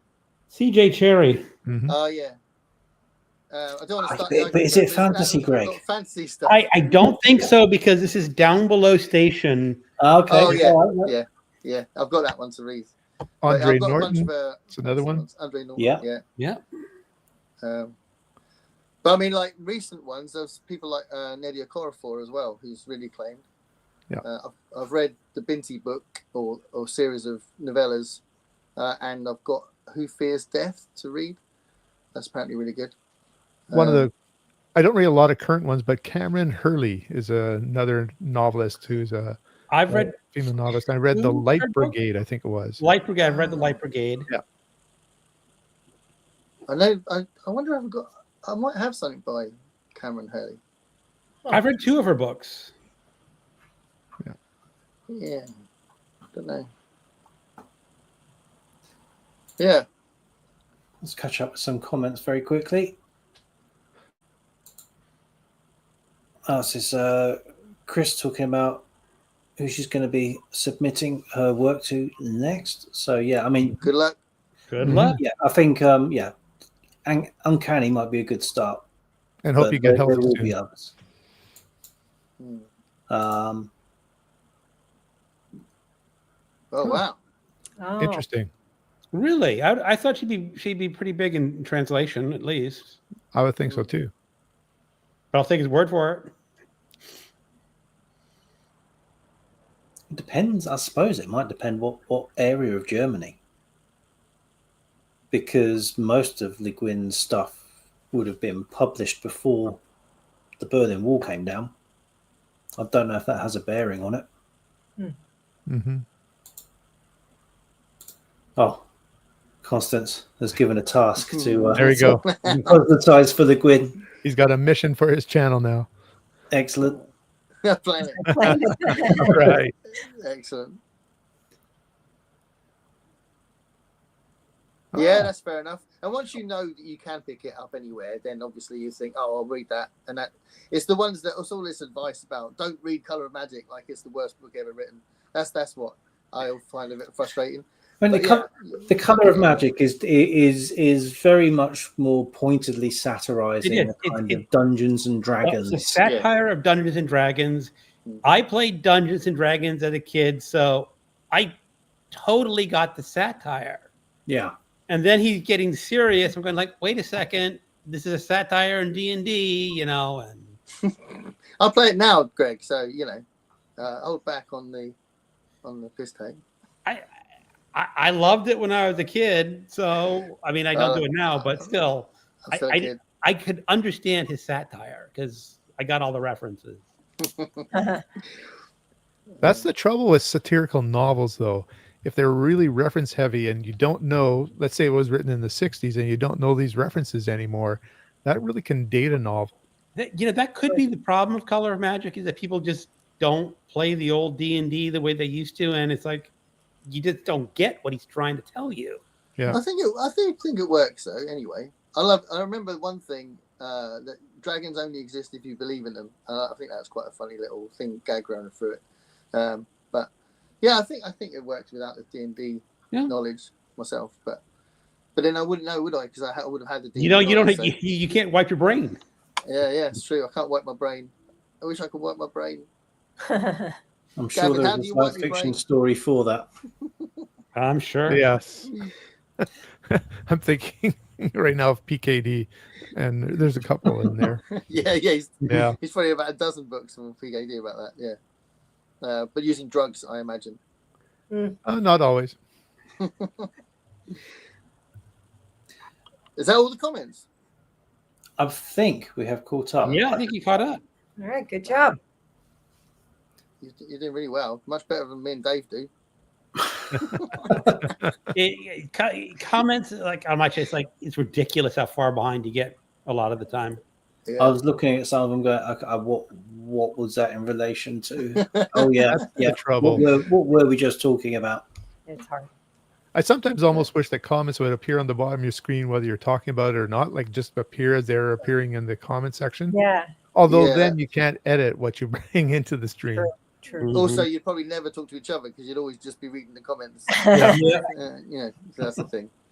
There is no right answer to this. It's just one Now, of those things. well, we don't have it here, but were we on the was it the last live stream we did? People were trying to get their experience points up. Yeah, And they're the just champion like, commentator. what movie is like just stop it.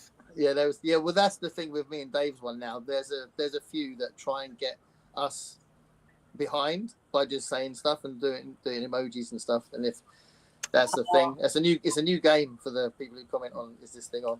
So it's cool as long as people enjoy themselves. I don't really care if you know. We don't have to someone's show it on the watching screen. Yeah, I'd rather be inundated with comments and going, "Oh, what? No one." Anyone? Bueller. Pat, that's a good teacher reference. I used to say that all the time when I'd be trying to get a discussion going. They didn't know what I was talking about. Yeah. Oh my god, that's teacher hell. That is when you're trying to ask for involvement, and obviously that's the basic fundamental thing. Do not lecture. Get them saying it, and they're going, "What?" Anyone? Yeah, literally, I just told you 2 minutes ago. I'm only asking you to repeat it. Yep. Yeah, it's an adventure. So what's everyone's takeaway from having gone from the year dot to 1969 in a month? My takeaway is science fiction evolves so much over the decades. When you look at the 30s or the early stories and then to the 60s stories, they're just totally different mindset. I mean, because obviously 30 years have gone by, and what's important to the older authors are not important to the more modern authors. So just progression. And I think next year I'm going to stick to just short stories. I mean, go on. I want to get the complete Roads of Science Fiction. I have 2 volumes out of the 4 volumes. So I might try to get some of the older ones and just now, of course, that would be $300-400 or 3 500-page volumes. So that might be more work than I can do in a month. But definitely, I'm going to pick out maybe the first volume of this and reread every short story because the first volume, all the stories I think are great. I know Pat, Roads That Roll didn't work for you, but I say the thing is I have not reread the Roads That Roll in 20 years, 30 years. So who knows what I would think if I picked it up again. I didn't think it was a bad story. I just didn't think it was a great story, you know, and I didn't know why it was in the volume. But well, again, the Kate Wilhelm story in this one, why did you include it? Yeah, exactly. I think a mindset when this edition was published. When was this one that published? Let's take a look. Yeah, this came out in the 80s. So she might have only just had the success with the Where the Late Birds Sing. Well, yeah, could that be. book didn't come out in the 80s though, because that was the Nebula Award. That was the Science Fiction Writers of America talking about all the stories before the Nebula Awards were awarded, and Robert Silverberg did that in the late 60s or early 70s, put that together. Okay. Yeah, so that's what You read the introduction. It's very interesting how they voted for all those. Mm-hmm. But definitely, I'm back again for next year. I was going to say I was going to bounce off Greg. So obviously you hadn't finished, Greg, so I didn't want to interrupt you. But I'm bouncing off what you said because my takeaway for this year, because I wasn't as worried about novels. I did read some. I read Water Worlds, then I read Brave New World, and I'm currently reading Make Room. So I am reading novels, but I read tons of short stories, and I finished my Golden Apples of the Sun reread as well, which was really cool to finish that. Oh. And I wanted to sort of stress how many short stories there are out there, and like literally you can if you do a proper deep dive, you'd be there forever. There's so many short stories out there, Yeah. you know, which is great. And there's something that's a really lovely thing about science fiction, that there's so many really good ones. And even if they're like just like average ones that you just think, well, it's just all right, then they're never, well, they're not very often really bad. They're just like fine, you know.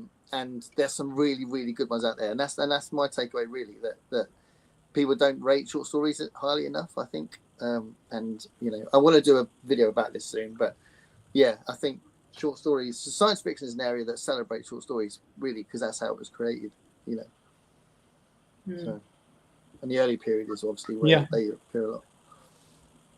Well, I did 52 shorts during the month. Wow. Oh wow. Way to go. I've still not scratched the surface of some of these, and at least a dozen of those authors were new to me.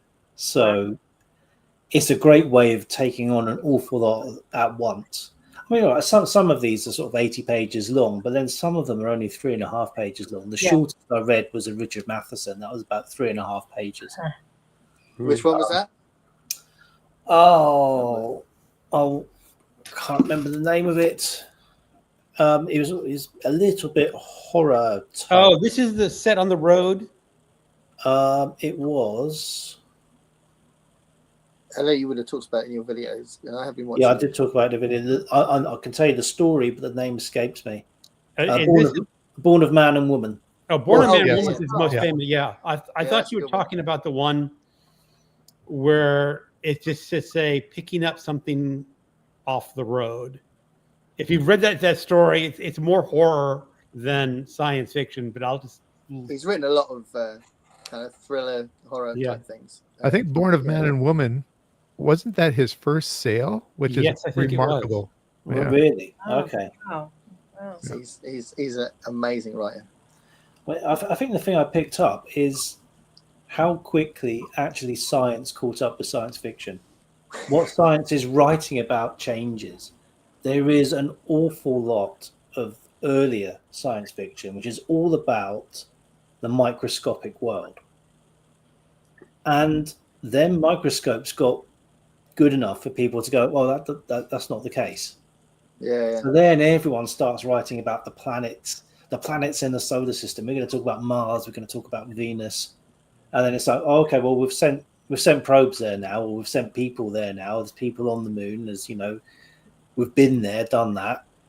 That life isn't there. It's like, okay, well, I'll write about something completely different then. So in the 50s, it goes on to something different, where it's just like, start talking about nuclear weapons more, and it becomes a bit more part of it becomes a bit more insular, where it starts talking about the world living in that new modernity. And if you wanted to write about space, you had to take a leap by an order of magnitude out to talk about galactic scale stuff instead of solar system scale stuff. Yeah. And climate fiction becomes a thing as well as you go beyond the 50s. It's interesting the way that our, like you say, our knowledge changes what we want to write for science fiction, but also not just our knowledge, but also the concerns that society's got as well. Like you said, with the nuclear war. Well, there was a book I read this month which wasn't Rocket Summer, because it was only came out a couple of years ago, called Everything Must Go by Dorian Linsky, and it is a history of the stories of the end of the world. Oh. And it basically takes you from Mary Shelley's Last Man up until Don't Look Up. And the film. Yeah. So it covers 250 years. It goes back further than The Last Man, but really starts picking stuff up with, you know, the literature of the time, and basically everything that scared people. So you're talking about, you know, you start really with Revelation, and then you start because you got Revelation, then you start talking about the millenarianists. You know what I mean? People who don't like years ending in zeros. So it covers like the year 1000 when people are worried about it, and then obviously like 1,000 years later, and people are still worried about everything falling apart in the year 2000. You know, talk about Millennium Bug and what have you. Right. finding the same ways to be scared about a whole bunch of different things. It was it's a really interesting book. That sounds like a really cool book. That does sound really fascinating. Yeah. Yeah. Did you cover that on your channel? No, it only came out in 2023. I couldn't talk about it. No, but I mean, it's separate as a separate video. I might do. I only finished it last week. Yeah, it'd be cool. That sounds really. I bet loads of people are interested in that. The millenarians I thought were really fascinating because you can say it. Millionarians. Millenarians. Yeah, you say it like it's people who are scared of the apocalypse. When I try to say it, it's the people who make hats. But the because I studied in the history degree, I studied the heretics and the kind of Reformation, the way that religion changed after the Reformation and all that. It changed everything, and the millenarians were so fascinating because they were just wandering around, being these new prophets, saying that they were the people to follow because they knew that the world was ending, and they were just sprouting up everywhere in Europe, and it's such an and it talks a lot about that as well, because the people always find an excuse for now to be the time that it's going to happen. And so it's like, okay, well, we're not taking 1,000 years from then, we're going to take it from this year, and They'll always find some way. Life of Brian. Remember the Life of Brian bit where he's walking down the street and you got all those, and Michael Payne's got that really bizarre, intricate speech about finding something in a box and all this, and it's just a really stupid speech. That's a great scene in Life of Brian. Anyway, this is can I get the cover? Sorry, someone else talk whilst I try to find this cover. Well, have you all seen Life of Brian? I one of my favorite all-time movies. Richard, you ever seen Life of Brian? No, I've seen a number of Monty Python things, but not that one yet. You like it? It's very clever and very, very. It's silly in parts, but actually, most of Life of Brian is actually not as silly and more just clever. Well, you know what someone said is that in Life of Brian, it's probably one of the most authentic views of the times. Yeah, except for the that's why alien they scene. hated filming it. They hated filming their it's that one and Holy Grail. It was really uncomfortable filming experiences because there was so much shit everywhere, and they just hated the whole experience. Well, I'll say that John Cleese hated it, but a lot of them found it uncomfortable. I mean, John Cleese hates everything, but a lot of them found it really uncomfortable. But yeah, Holy Grail is a lot sillier. So. So the terrible affliction is the more John Cleese hates something, the funnier everyone else finds that. Yeah, unless it's just current day Britain, then you just want him to shut up. We got the cover ready. Yeah, Everything Must Go by Dorian Lynskey. Okay. Mm. I should probably put that on my Kindle watch list. Everything Must Go. That's awesome. Yeah, when I got it, it was on offer. I don't know if it still is. But well, also, you're in the UK, so our sales probably aren't going to be the same. Yeah, the prologue is called God. It goes from there. So, well, we're talking about apocalypse. We'll start with the actual apocalypse. Ooh, well, no, I'm not spending $14 on the Kindle version. Oh, wow. The problem is that kind of book will eventually go on sale 1 week. Yeah. You'll eventually just read it out. Well, I read some stuff from here as well. This is a really, really good book. I would recommend this. I've read quite a number of stories from it now, and it's a really, really good book. So it's a massive time travel's almanac. It's a massive anthology of time travel stuff. Cool. It's really good. And then Jeff Vandermeer really wreck a lot of trees with their anthologies. Yeah, anti-tree stuff. But yeah, Ultimate Treasury of Time Travel Short Stories. Really good. I still haven't read the butterfly pattern on that as well. Yeah, Ray Bradbury, people. Come on, butterfly effect. Pat, what was your takeaway this month? I read a lot of short stories also, nothing like the number that Gavin read.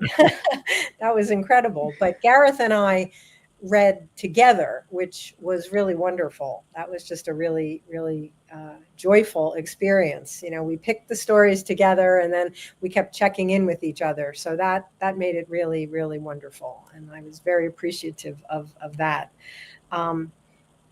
I felt like I was just getting into each decade, and then the week was over and I didn't want to move on to the next decade. So, except for the 50s, I wanted to get out of the 50s. But, I just like they did.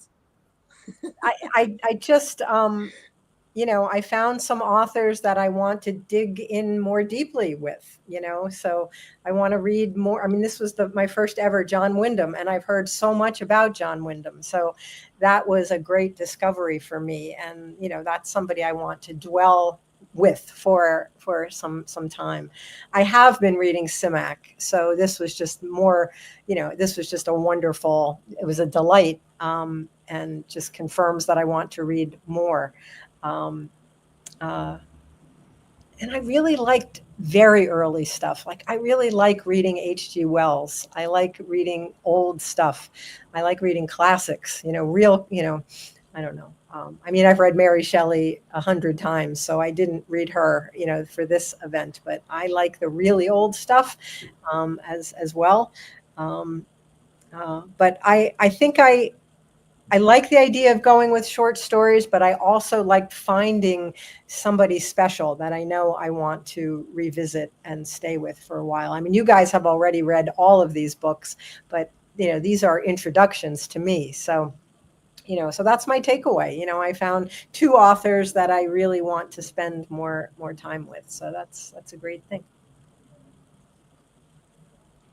Richard, did you answer? I can't remember. No, what I'm going to do is I'm going to go a little bit different than some of you in terms of the ones that I happened to read this time round. I think they could have been published in 2025 and you wouldn't have known that it was written 100 years ago for We, or Brian Aldiss's Generational Ship One Nonstop, or the Dying Earth novel from Jack Vance. All of those, even Zelazny is challenging, but Lord of Light, I think all of those could have come out in 2025 and some people would never have guessed that they were written a long time ago. And so there's a timelessness to some of science fiction, which is the charm, and a lot of the classics I think have that charm that they could be timeless. I think even John Wyndham's Day of the Triffids pretty much could be timeless there. I know that it came right after World War II, so there's a lot of what could have happened to Britain if things had really fallen apart. Right.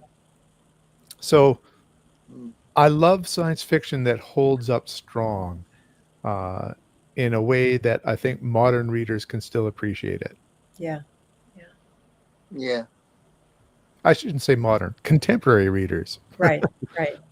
Yeah. Well, because that's something I've thought about before, and I think I've mentioned it on a live stream before. You want people to read it now as well. You want people to appreciate. You want authors to write now. You don't want to just dwell in the past all the time and be the only generation, the last generation to read science fiction. Right. Do you know what I mean? So if science fiction does appeal to contemporary readers and you've got contemporary writers writing it, that's such an awesome thing, isn't it? Yeah. So, yeah.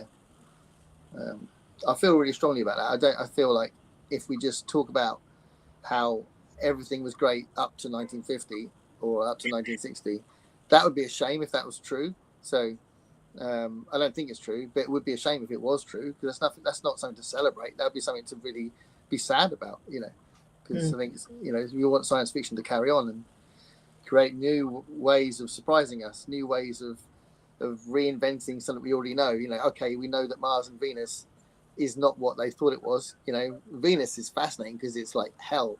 It's like a crazy planet of awfulness. We know that now, so you can't set stories on Venus like you would have done before you knew.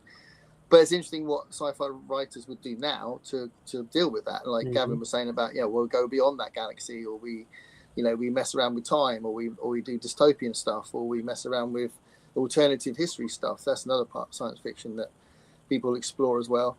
So, there's so many things you can do. And we are yet to discover the next 10 years of classic science fiction. Do you know what I mean? Stuff that will still be read in 3025.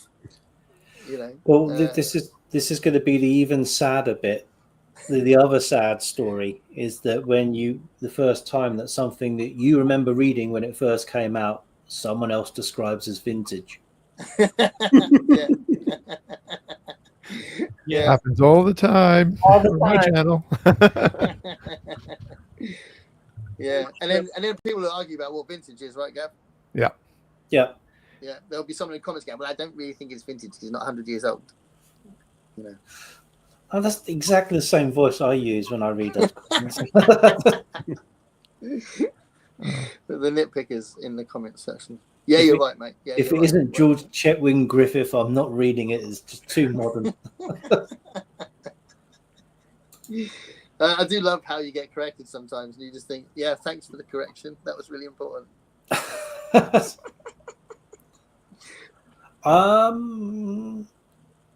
I've never read any Scalzi. I've read one Scalzi, I've read a couple. and I read what is his most famous, The Old Man's War, Yep, I've read that Yeah. one. and I read it, and there was something about the end of the book that I just said, nah, I'm not going to be picking them up again. I like that book. It was sort of like I've read about 8 of his books, to be fair. Maybe more than that. Maybe about 10 of his books. Some of the better than others. I sort of thought it was the movie Cocoon crossed with Starship Troopers. Okay, yeah, all right. Oh, well, I'm sold. You know what? I call him. Why a doesn't he popcorn put reader. any emphasis on studying the Golden Age? Why doesn't he think that's important? Because I'm guessing he says, so as science fiction progresses, and he says you can't keep looking backwards. Yeah. You might- always yeah, have to look at it's gotta keep- contemporary might and be go forward. Bouncing off what I said, yeah, that you want to celebrate what's out now. I think there's definitely an argument for that people are repeatedly saying it's all about then, and if John Scalzi is saying, yeah, but what about now? I can see the argument. And it's also very self-centered because he is an author of now. Right. But he's And also saying, "Go the read my novels." Because So wasn't he the president of some massive science fiction community? He was. What was Richard? What was he the president of? Well, I think it's become beyond America. The science fiction writers of America to the science fiction writers of the world, or something like so that. I think The he also universe. he had a responsibility as well, Greg. I think it wasn't just about read my novels. I think he was trying to say read other people that are writing now. You know, I think it's more honourable than what you're saying. I can get that message. I can understand that. You know, you can Yeah. buy a book and actually put some money in someone's pocket. But, right, and because this book was what, 80s? Yeah. Yeah, 80s. So why am I spending my time reading something from the 80s when I could be going to the bookstore and looking, oh, this new author's book is coming out tomorrow? That's probably where Scalzi's going. It's like, you want the books that are coming out now and buying here's them. an 80s comment. Scalzi, if you're Well, watching, we'd love to hear what you think. Yeah. The music of the 80s oldest. That'd be The so trouble- funny if John Scalzi wrote a comment about, well, I think this. And like, wow. Don't get that would off, freak you out, Scalzi. wouldn't it? That'd be funny. Come back, Scalzi, when you've read some G. Peyton Wertenbaker. And then we'll talk. Join Rocket Summer 2026. So, When I read Old Man's War, it reminded me. Well, it kind of, I don't know why, it reminded me of Forever War by Joe Haldeman. That was what I kept. Kind of the visual image I had when I was reading it was really similar to the visual image I had for the Forever War, which I think is a brilliant book, by the way. I think Joe Haldeman's really good. But I kind of had that kind of experience, so I wasn't connecting it to Cocoon. I get the Starship Troopers thing, but for me, it was this constant link to Forever War. Which if anyone's read it, then for me it's quite similar. I've read 2 or 3, and to me, what it seems like, and even when I read the backs of some of the books that he has, he likes to take concepts from vintage SF and riff on them, or TV shows or whatever. And so I see him as a person who is almost doing parodies at times to. And he likes to make a lot of cultural references that I wonder if in 30, 20, or we'll say 21, 25, if people will still get those references. Yeah, no, John Scalzi, I think is a bit of a cheat. So, I would praise the enjoyment I've had out of reading most of his books, but he absolutely takes something and then uses it for one of his books. So even taking the Godzilla thing into the Kaiju Preservation Society, or Well, that's why he doesn't want you watching this older stuff then, or reading this older But you'll stuff. know. well, You'll well, know. I think he's doing it well self-aware. He knows he's doing it, and he's quite. Oh, yeah. We all do. Yeah, but he does it quite. What's the word? He's blatant about it, but he's also he'll construct a whole book based on this idea, and he's even the only situation that I know of this. He actually wrote a remake book. So I really, really love Little Fuzzy by H. Beam Piper, and he wrote a remake called Fuzzy World, I think it's called. But it's literally beat for beat the story, but it's just his version of it, which is such a weird thing to do. So, it's like, why do that? Why? It's like when Gus Van Sant remade Psycho. And you made it every single scene by scene. Why would you do that? So I would defend a lot of what John Scalzi's done, but the Fuzzy book was weird. I don't get why he did that. So yeah, and if you read the original, it's really, really good. So it's not like he was making something crap into a better thing. So I do think that's weird. Well, he's not going to join us for Rocket Summer 2026 now, is he? He could be on screen defending himself. Well, this is what I thought. Maybe I would go, oh, okay, fair enough. I'll take it back. Well, I think he actually is very good at defending himself from what I've seen of him. Okay. You probably have to be these days. Yeah. Yeah, that's the other thing, isn't it? Yeah, true. Who knows what kind of hate I'll get for saying that Star Wars is science fiction, right? And set in space and all that. It'll be on my channel, don't worry. There you go. You dodged a bullet. Mike's going to send me an angry comment on Vox. He's going to go. No. Well, Gareth, I said Star Wars is fantasy, so someone's going to come in and rag against me, and then rag against the other. I'm going to insist that if someone wants to start watching Star Wars, they have to begin with The Phantom Menace. Oh, there we go. Well, you don't want to start in the middle with chronological or numerical. Yeah. When people go, there's only 3 Star Wars films, I'm thinking, have a look on IMDb. Yeah, it's not about you.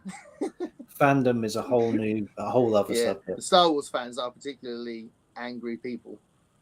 So.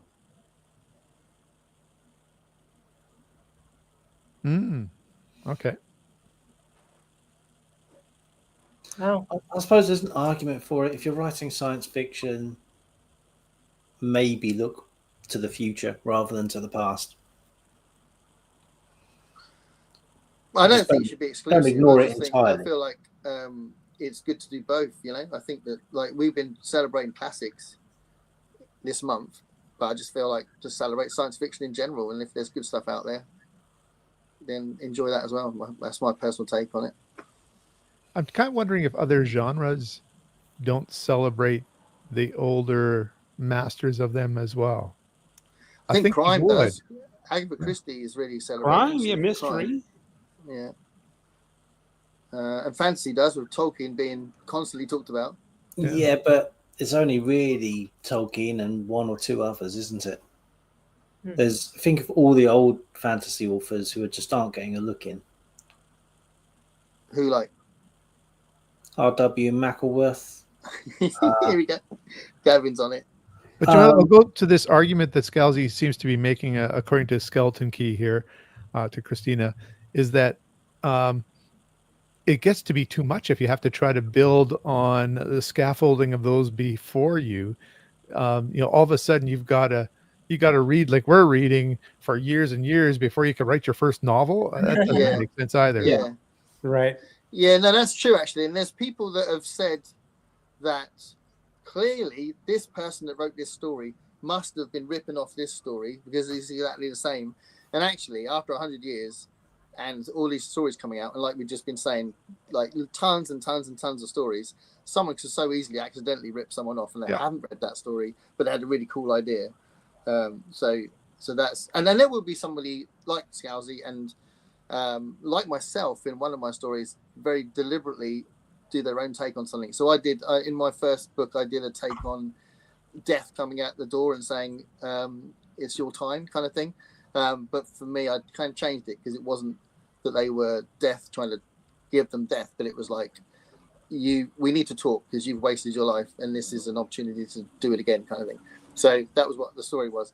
But it's an old trope, the idea of death coming at an old person's door, you know. So I do think that you can knowingly do it, but I bet you there's so many people that accidentally do it, you know, because there's a lot of stories out there. They think they have an amazing idea, only to find out that somebody They don't. make a comment. Oh no, this guy did it then. Yeah, it's great when you find this out as a songwriter as well. So I wrote a song. I got well excited about it for about a week. I don't know if I've told you this, Gav, before, but I wrote a song. I was so excited, and then after about a week, I was about to show it to the band, and I went, "Oh, hold on a minute, that's Free Falling by Tom Petty." Oh no. And I didn't show it to the rest of the band because I realised what I'd done. So that was quite funny. And I was so excited. I thought, this is good. I like this. I can't wait to show it to them. Well, at least you realised some people never do. And then they release it, and Right. Yeah, and then they're in trouble. Yeah. I'm gonna have to call it quits there. I was about to say that it's about time for me to call it quits for the day. Maybe, yeah. The discussion about death might be an apposite time to call the proceedings to a close. Hopefully we'll all be here next year. But yeah, we will. Well, I hope it all does come back. And in next year. 3025 as well, maybe. Just a series of Depends heads on how in long jars. we can keep our bodies going. The brains in jars, like Futurama style. Well, thank you one and all, and Well, thanks for having us. Yeah. thank you everyone who's been watching. And yes, well, there's a few more days of Rocket Summer to go to. If someone wants to fit one more in, I've now got 4 days left to read East of Eden. So that's what I'm doing. There's your challenge. Finish that one. I'm hopefully going to finish Make Room, Make Room. That was my. Oh yeah, that's you're my like last. that. You've read it before. Well, haven't I've read you? it before, but yeah, reading it again a long time ago. So yeah, but yeah, that's what I'm going to Excellent. finish the month with. Well, thank you one and all, and Well, thanks, and Well, thanks to everyone in the chat room. yes. Take care.